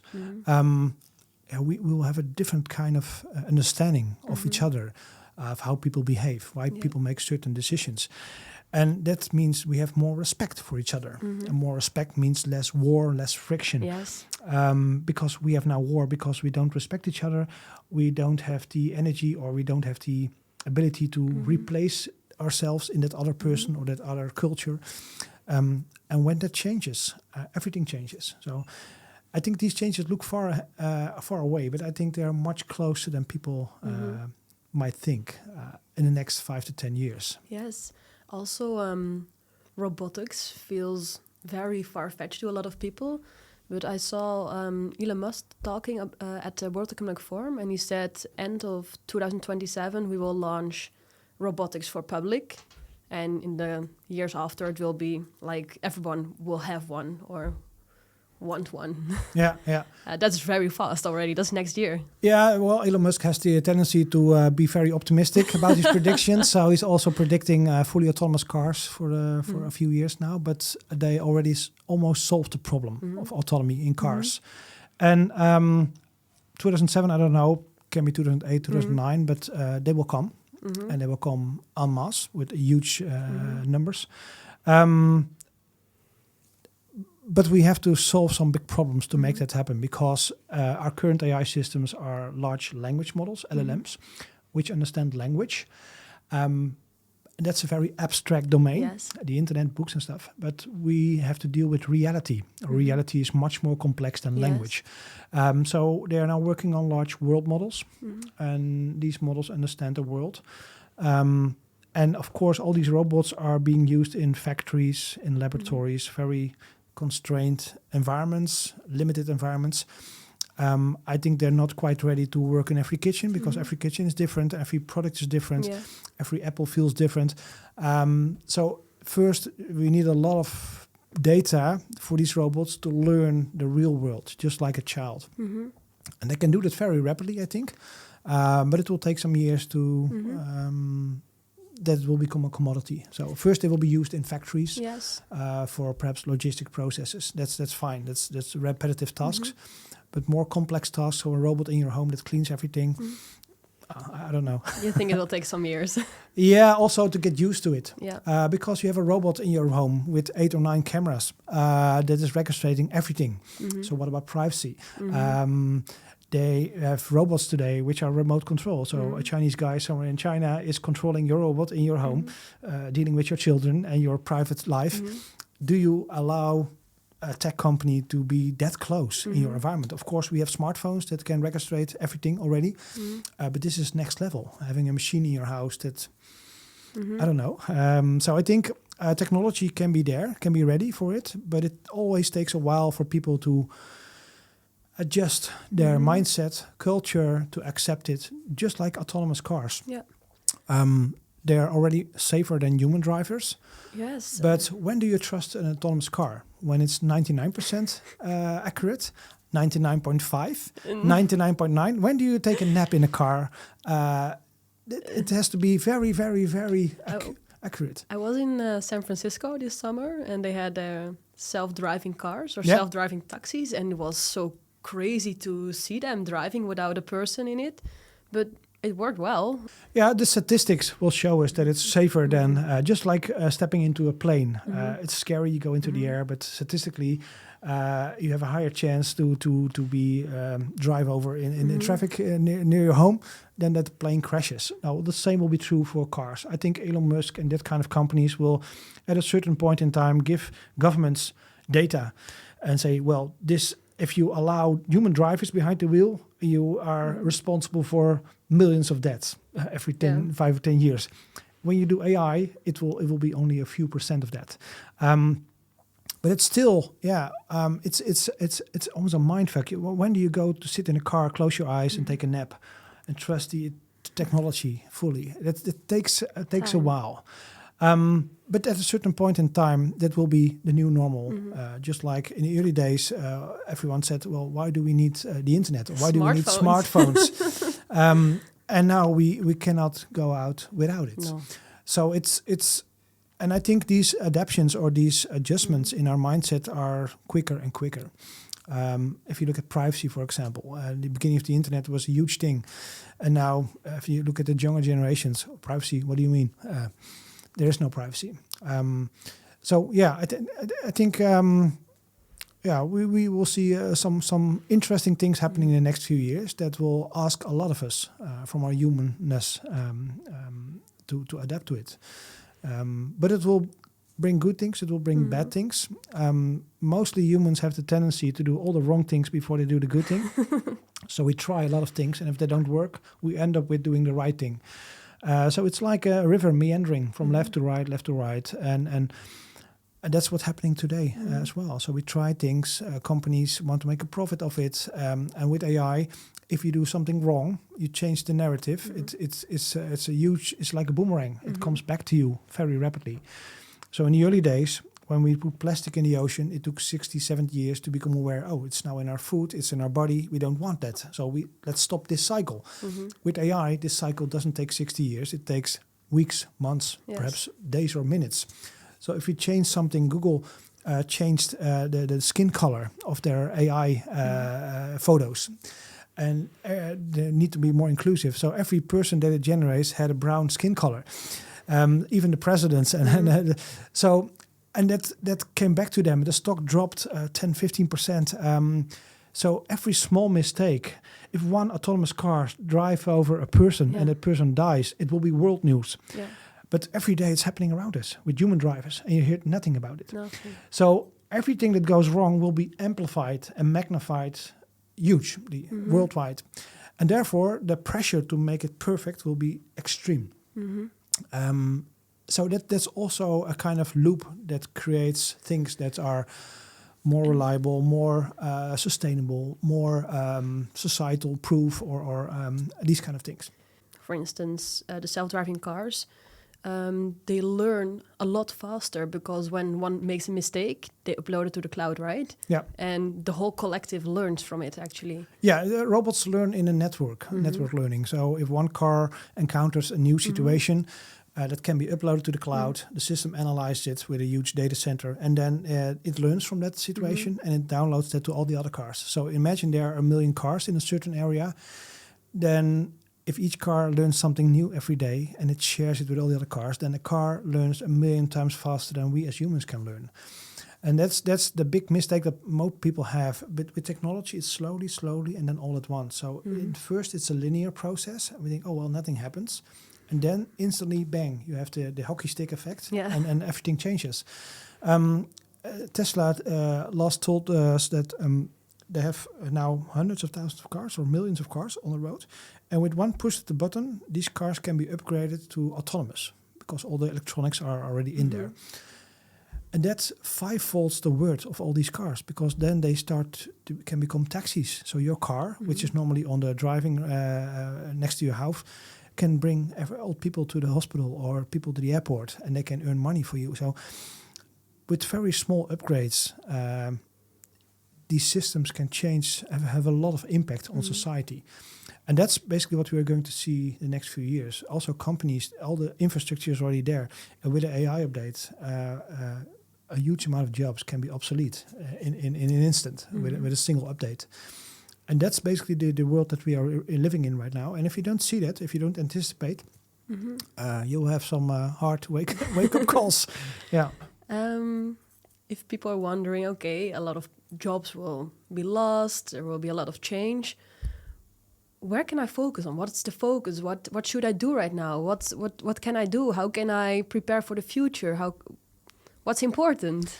Well, if everything changes, then you have to look at the thing which is the most stable, which are human beings. So we have a body with all kind of systems which is quite stable. Yes, we have our needs, but those needs are also quite stable. So focus on the human part, I think. And that's also my main message of my book, of my keynotes. Our society is based on hard skills. Hard skills are repetitive tasks that can be defined by rules. Everything that can be defined by rules can be digitized, can be automated, and will be automated. And as a result, it will become a commodity, so cheap and abundant. It happened with a lot of things, and it will happen with even more things. So where will be the value then? Well, I believe in soft human skills. So we have to start to develop those skills or cultivate. We are born with it. We are born very creative, very flexible, very empathic. But on school, in the church, in society, it's never valued. It's never. We've never had an incentive to develop those skills even further, because being empathic towards your customer is not a good thing. Because if you're not empathic, you can earn a lot more money from that person by squeezing all the profits out of it. So we have to work on that inner world, and that starts with shutting down your head by breath work, walking in nature, yoga, whatever kind of thing that excites you.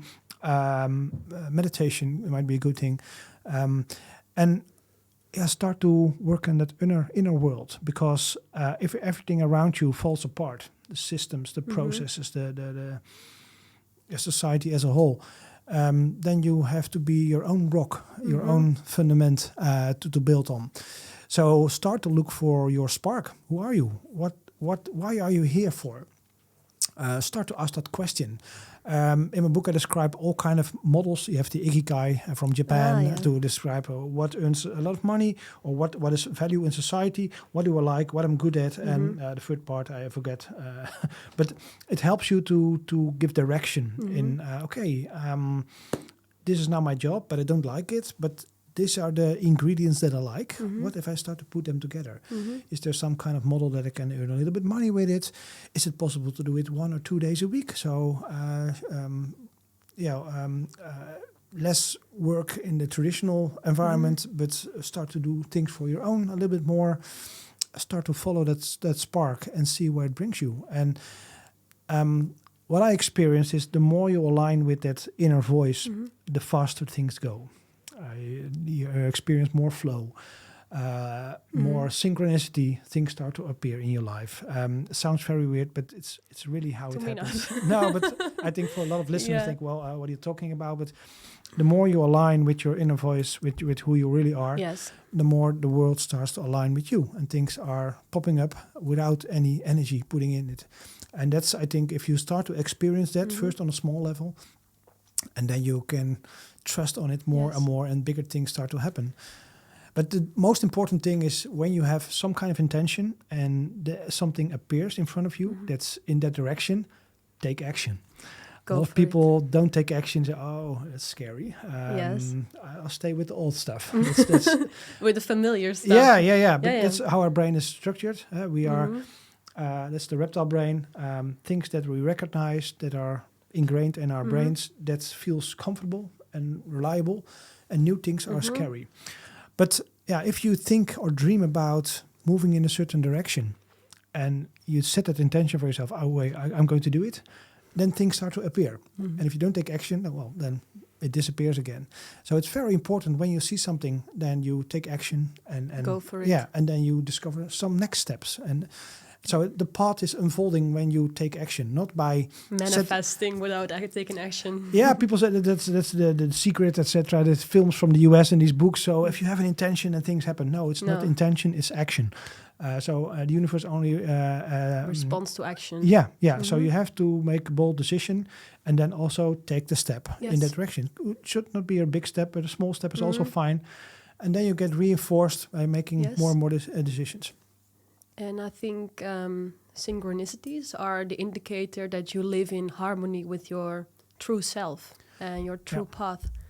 And it will guide you in your path, I think. Yeah, I believe that as well. I think the more synchronicity you experience, the more you are aligned. I see it as a river. So if you swim against the current, you have a lot of energy, you don't get anywhere, at least not at the places that you want to go. Life feels as a struggle. But if you go with the flow, you certainly see other people also flowing in the same direction, that are the people that you need for your next project, or the investment that you need, or the channels or whatever. But you wouldn't seen them if you were swimming against the current. But when you go with the flow, you see other people who also go with the flow, and you see, oh, wow, never seen them before, but to have them been there for your entire life. And that's, I think, the trick. So to let go with the flow. And that's a scary thing because you lose control in the process. And that's the thing which is our brain all about, having control, controlling the environment, controlling people, controlling relationships. And if you let that go, the most beautiful things start to happen outside of your comfort zone. You have to face your fears. Yeah, I think you have to be friends with your resistance. Every time when you experience resistance, that's basically like an elastic thing that is created there by yourself. So it limits you in what you can do. But if you push through, then you see, well, it was just elastic resistance. It's not really something hard. It's not a concrete wall. So everything that you do and you feel resistance, there's something behind it. There's growth. And that means that you have to go out of your comfort zone, break through that resistance and find out what's behind it. And most of the time you discover there's nothing behind it. Just a new world with new opportunities, but nothing scary, basically. And that's, I think, the challenge for a lot of people. We are living in a world which is confined, constrained, predictable. And that beautiful world lies outside of that predictable world. But you have to take the step outside of that comfort zone. And that's the scary part. Yes. And if you don't do it by yourself, AI will do it for you. Your job will be gone, for example. And that happened on an individual level, but now it will happen on a society level as well. So huge changes will happen. People will put out of their comfort zone. And of course, during COVID, a lot of people were working from home, outside of that large corporate or outside of that large government agency. And they start to ask themselves the question, well, I can bring my kids to school when I want. I can go to sport. I can have a yoga when I want. This is a much better environment. I feel much less stressed.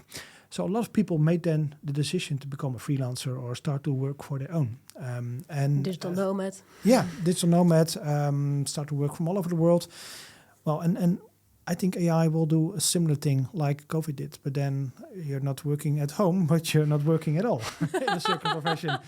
And of course, that's not nice, but it will help people to find or more aligned with the true essence. And sometimes we need some nasty experiences to get there.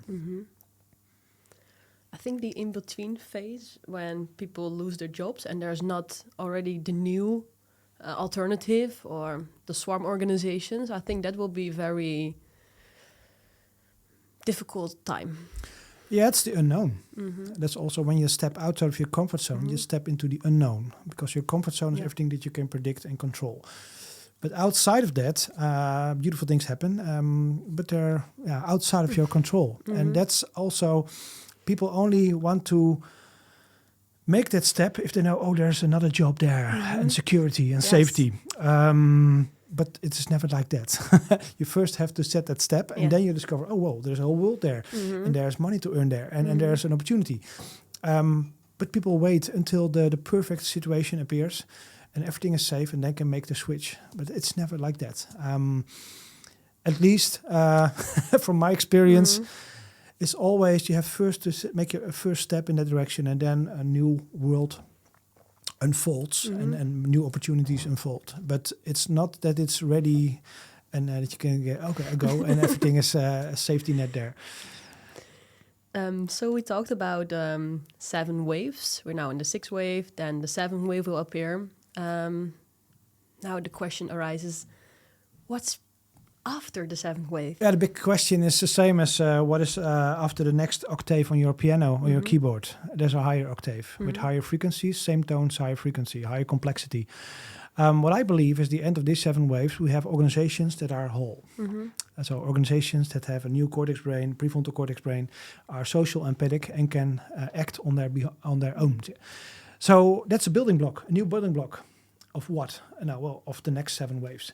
So I believe we are already not the most powerful entities on Earth anymore. Organizations are. Organizations are much more powerful than we are as individuals. Organizations can make iPhones. Organizations can do things that we cannot do as an individual. And when these organizations are whole, are the new building block, they start to build bigger building blocks, which is, I think, society. So these organizations will be huge, big, swarm-like organizations, and they start to collaborate as one bigger system. And then we move to 7 waves, which are happening much faster than the last 7 waves. Perhaps a couple of 100 years or less, perhaps less. And then we move from organizations, which are whole units, towards society, becomes a whole unit. And then our planet is one building block. And then we move to the next stage. So we will move to multiplanetary consciousness. So we will spread into space. We will have technologies that go way beyond what we can imagine right now. So we can easily travel to other planets, other systems. And then we will have a planetary 7 waves.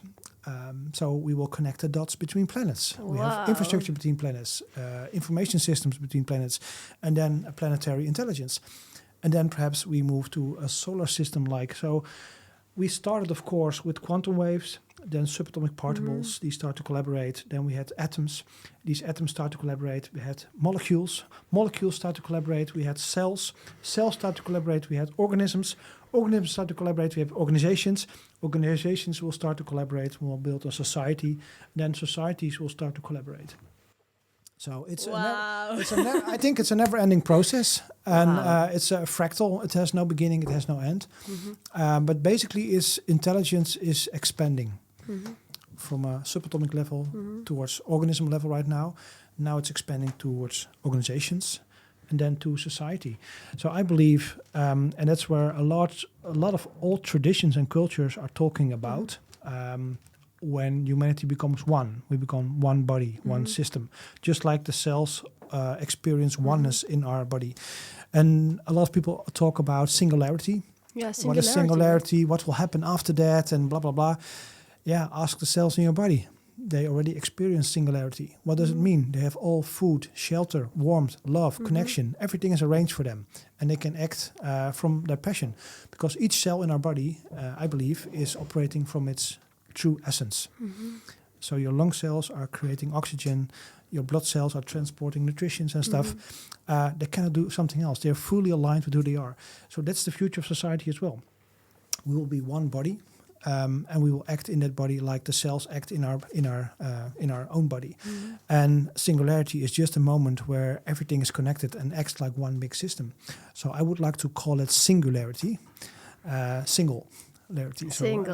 Single system, one system that operates as one entity, one consciousness.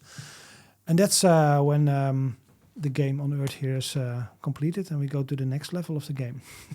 Wow. So, and I think a lot of it we will experience it because the biological waves took billions of years. The technological waves only took a couple of 10,000 of years. And the last wave only take 5 years. So the next 7 waves will go much shorter. So perhaps 2 decades, this next 7 waves. It will be compressed. Because you have to imagine, 5 or 10 years from now, we will have systems with an IQ of 1,000. They come up with technologies or solutions for society, which are way beyond what we can experience right now or what we can imagine. So the biggest inventions of whole mankind will be done in the next 5 years, I believe. So it's very hard to comprehend. It's very, it's a lot. Yeah, it's a lot. But if you look more holistically, it's very logical. Wow, it's very beautiful also. Yeah, very hopeful. But yeah, we have to go through the valley of death. The valley that we are in right now. And we will experience some very troubling times, I think.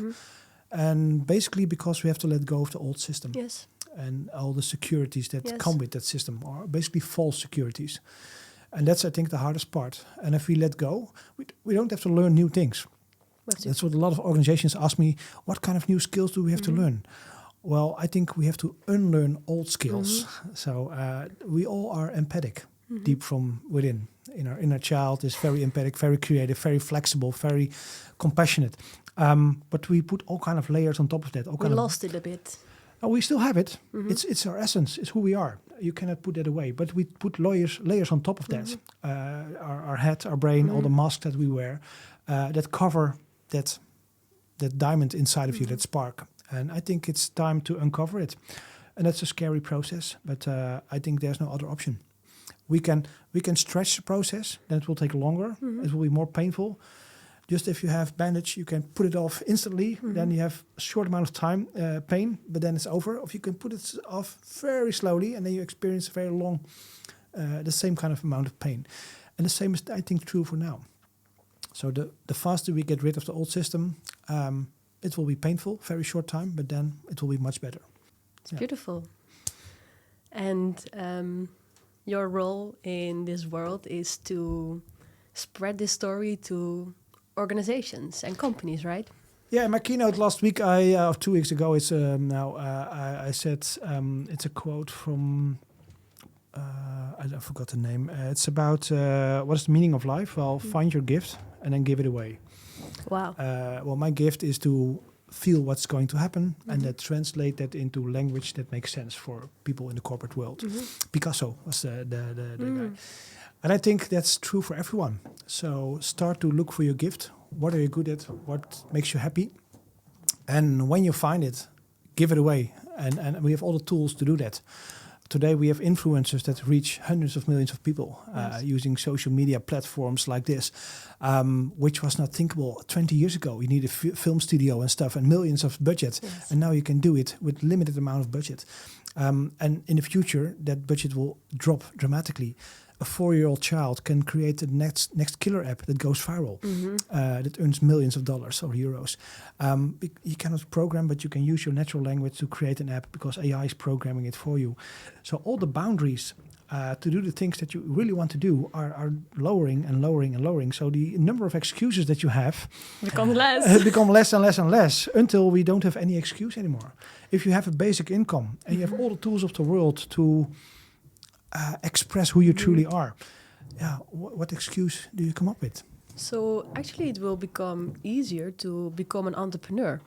Yeah, absolutely. Yeah, that's, I think, it will be the main form of how we operate in the future. I call it micro-entrepreneurs. Yeah.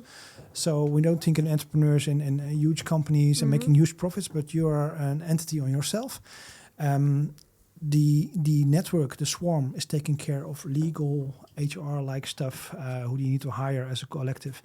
So you can focus on who you truly are. And you can walk together with other people, but you can walk your own path. So you can walk who you are, do the things that you make you happy, but still work together in a group, in a collective.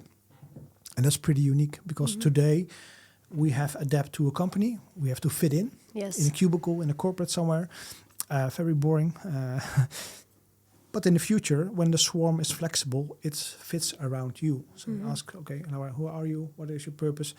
And then the network fits around you like a suit, like a swimming suit almost. And it moves with you. So if you develop as a person, your environment changes. Wow. So the algorithm, the AI, say, okay, you have grown as a person, and this is basically what you need in your next stage of growth. So you need people who are challenging you in thinking, for example. Or so it's a constant constellation of people around you that help you to become the best version of what's inside of you.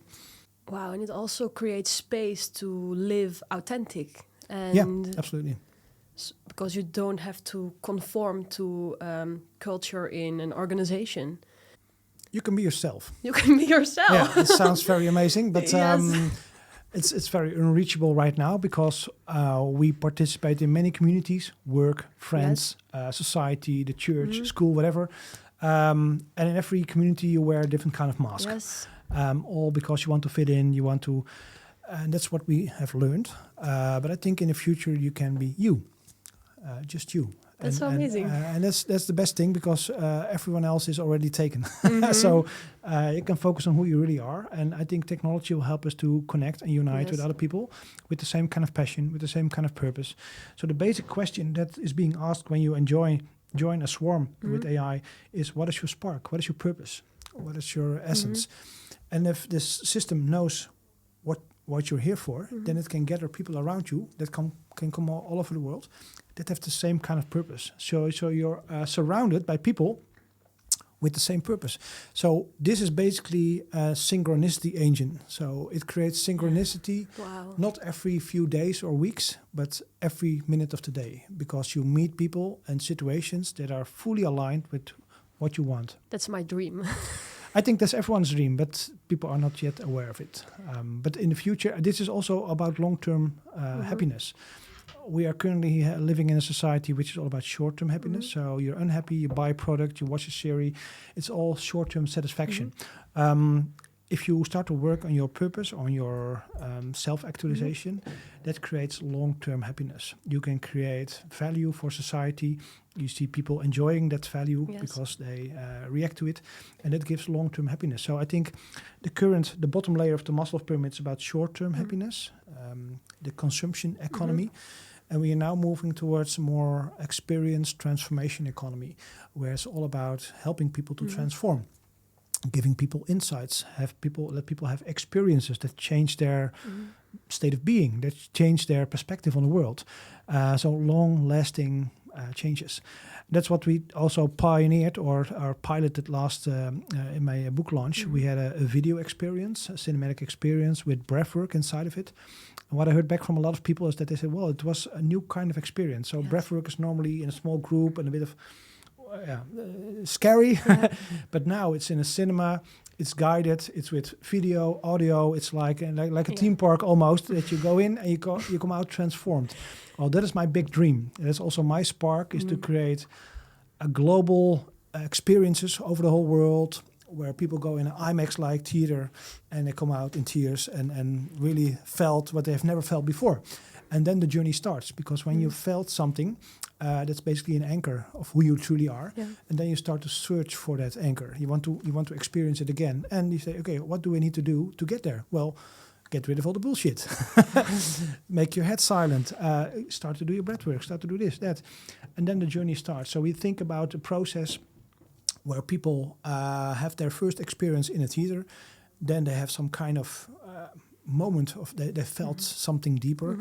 And then afterwards, we provide them with all kind of personalized journeys, depending on your persona, on your if you are a thinker or a doer or whatever kind of profile you have, and then give journeys that match with who you are, how you learn, how you experience the world, to help people to transform. And that's basically what we and it's all starting here in the Netherlands. So I think we have a very important role to play. So you're working on this, but you were also working on symbiosis, right? Yeah. And that's actually what we just talked about, that you find people around you with the same purpose. Yeah. How's that going? Well, basically, we're talking about a new operating system for society, which is massive if you think about it. Yes. It replaces government, healthcare, education, everything, all social structure. So this is really big. We're thinking about this now for 12 years, I think. 12 years already? Yeah. But it's you have to think about everything. Everything, law, regulation, legal structures. It's very, very complex because it replaces everything that we have right now.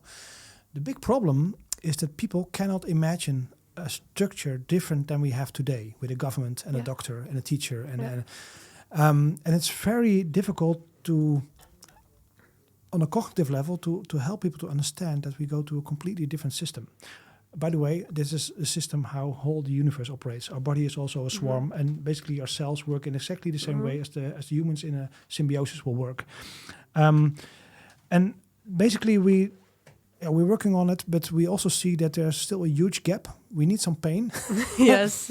So that people become aware that we need a different structure.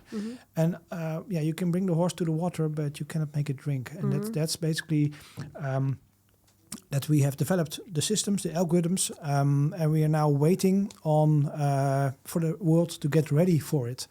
Because previously I was also operating more from my head. So I see things that are going to happen, then I start to run towards it and to make it happen. Yeah.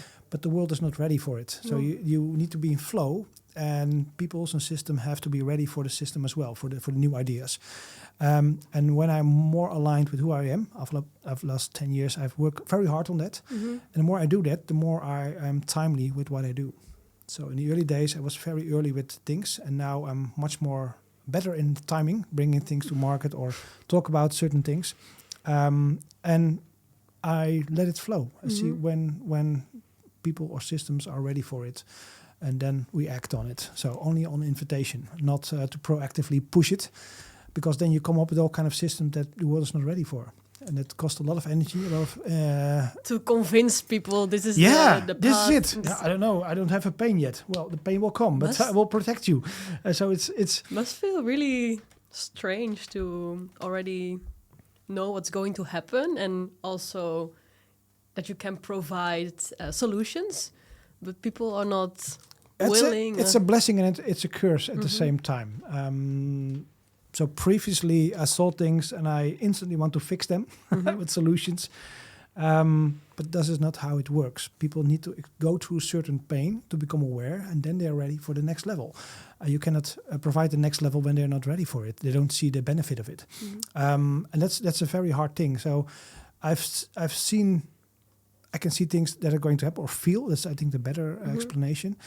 And it's always intuition, but it always felt as a very large pressure on my shoulders because when you see it, you can also prevent it. At least that was what I thought. But you cannot prevent it. It's going to happen anyway. But you can help people, or you can make systems that when people experience it, that there's a system ready that they can use, like a swarm organization. So we hope that the system, I think that the system will be ready when the shit hits the fan, and then people can shift towards a different kind of operating system. But it will demand a different mindset. You need to be micro-entrepreneur.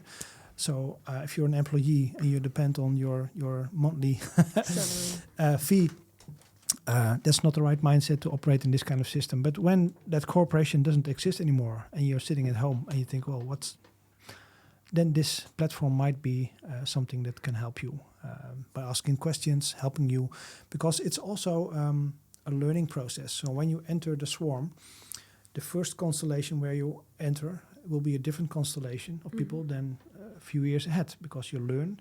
You evolve. You evolve. And based on how you evolve, the system gets to learn you much better. And then the constellation of people around you will change. And that's in real life the same. So you have teachers, you have mentors and coaches, and at a certain point in time you notice, there's nothing to learn here anymore. I need a different kind of coach or a different kind of mentor. And that will be true as well in a swarm-like organization. So it will be a lifelong learning. And what I hope is that this system will be available for children at a very young age. So that the first question that's being asked is, okay, why are you here for? Let me know. And then we can help you to guide you to get there, what you want to do. And that will be a completely different system than the current education system. Because it will start when you come in this world and it will never end until the day you die. So it's not like working or studying, working anymore.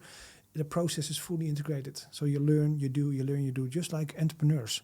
They don't learn everything in advance. They encounter a problem, they solve the problem, they learn new skills, and then they continue. And I think that's how the future will look like. So we don't go to school 10, 20 years to learn all kind of crap that we never use again.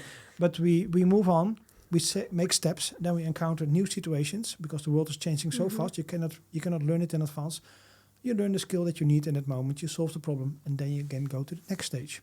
And that will be, in my opinion, how learning and working in the future. Because by evolving yourself, you create output for society that has some kind of value. And today, that value is not worth so much because in this city or village that you live, no one needs the specific skill that you have. But on a world scale, there are people with the same kind of needs that have money, that they want to pay value or give you value for that certain skill or certain knowledge. So when the world becomes a global market, for every tiny skill, there will be a market, a niche.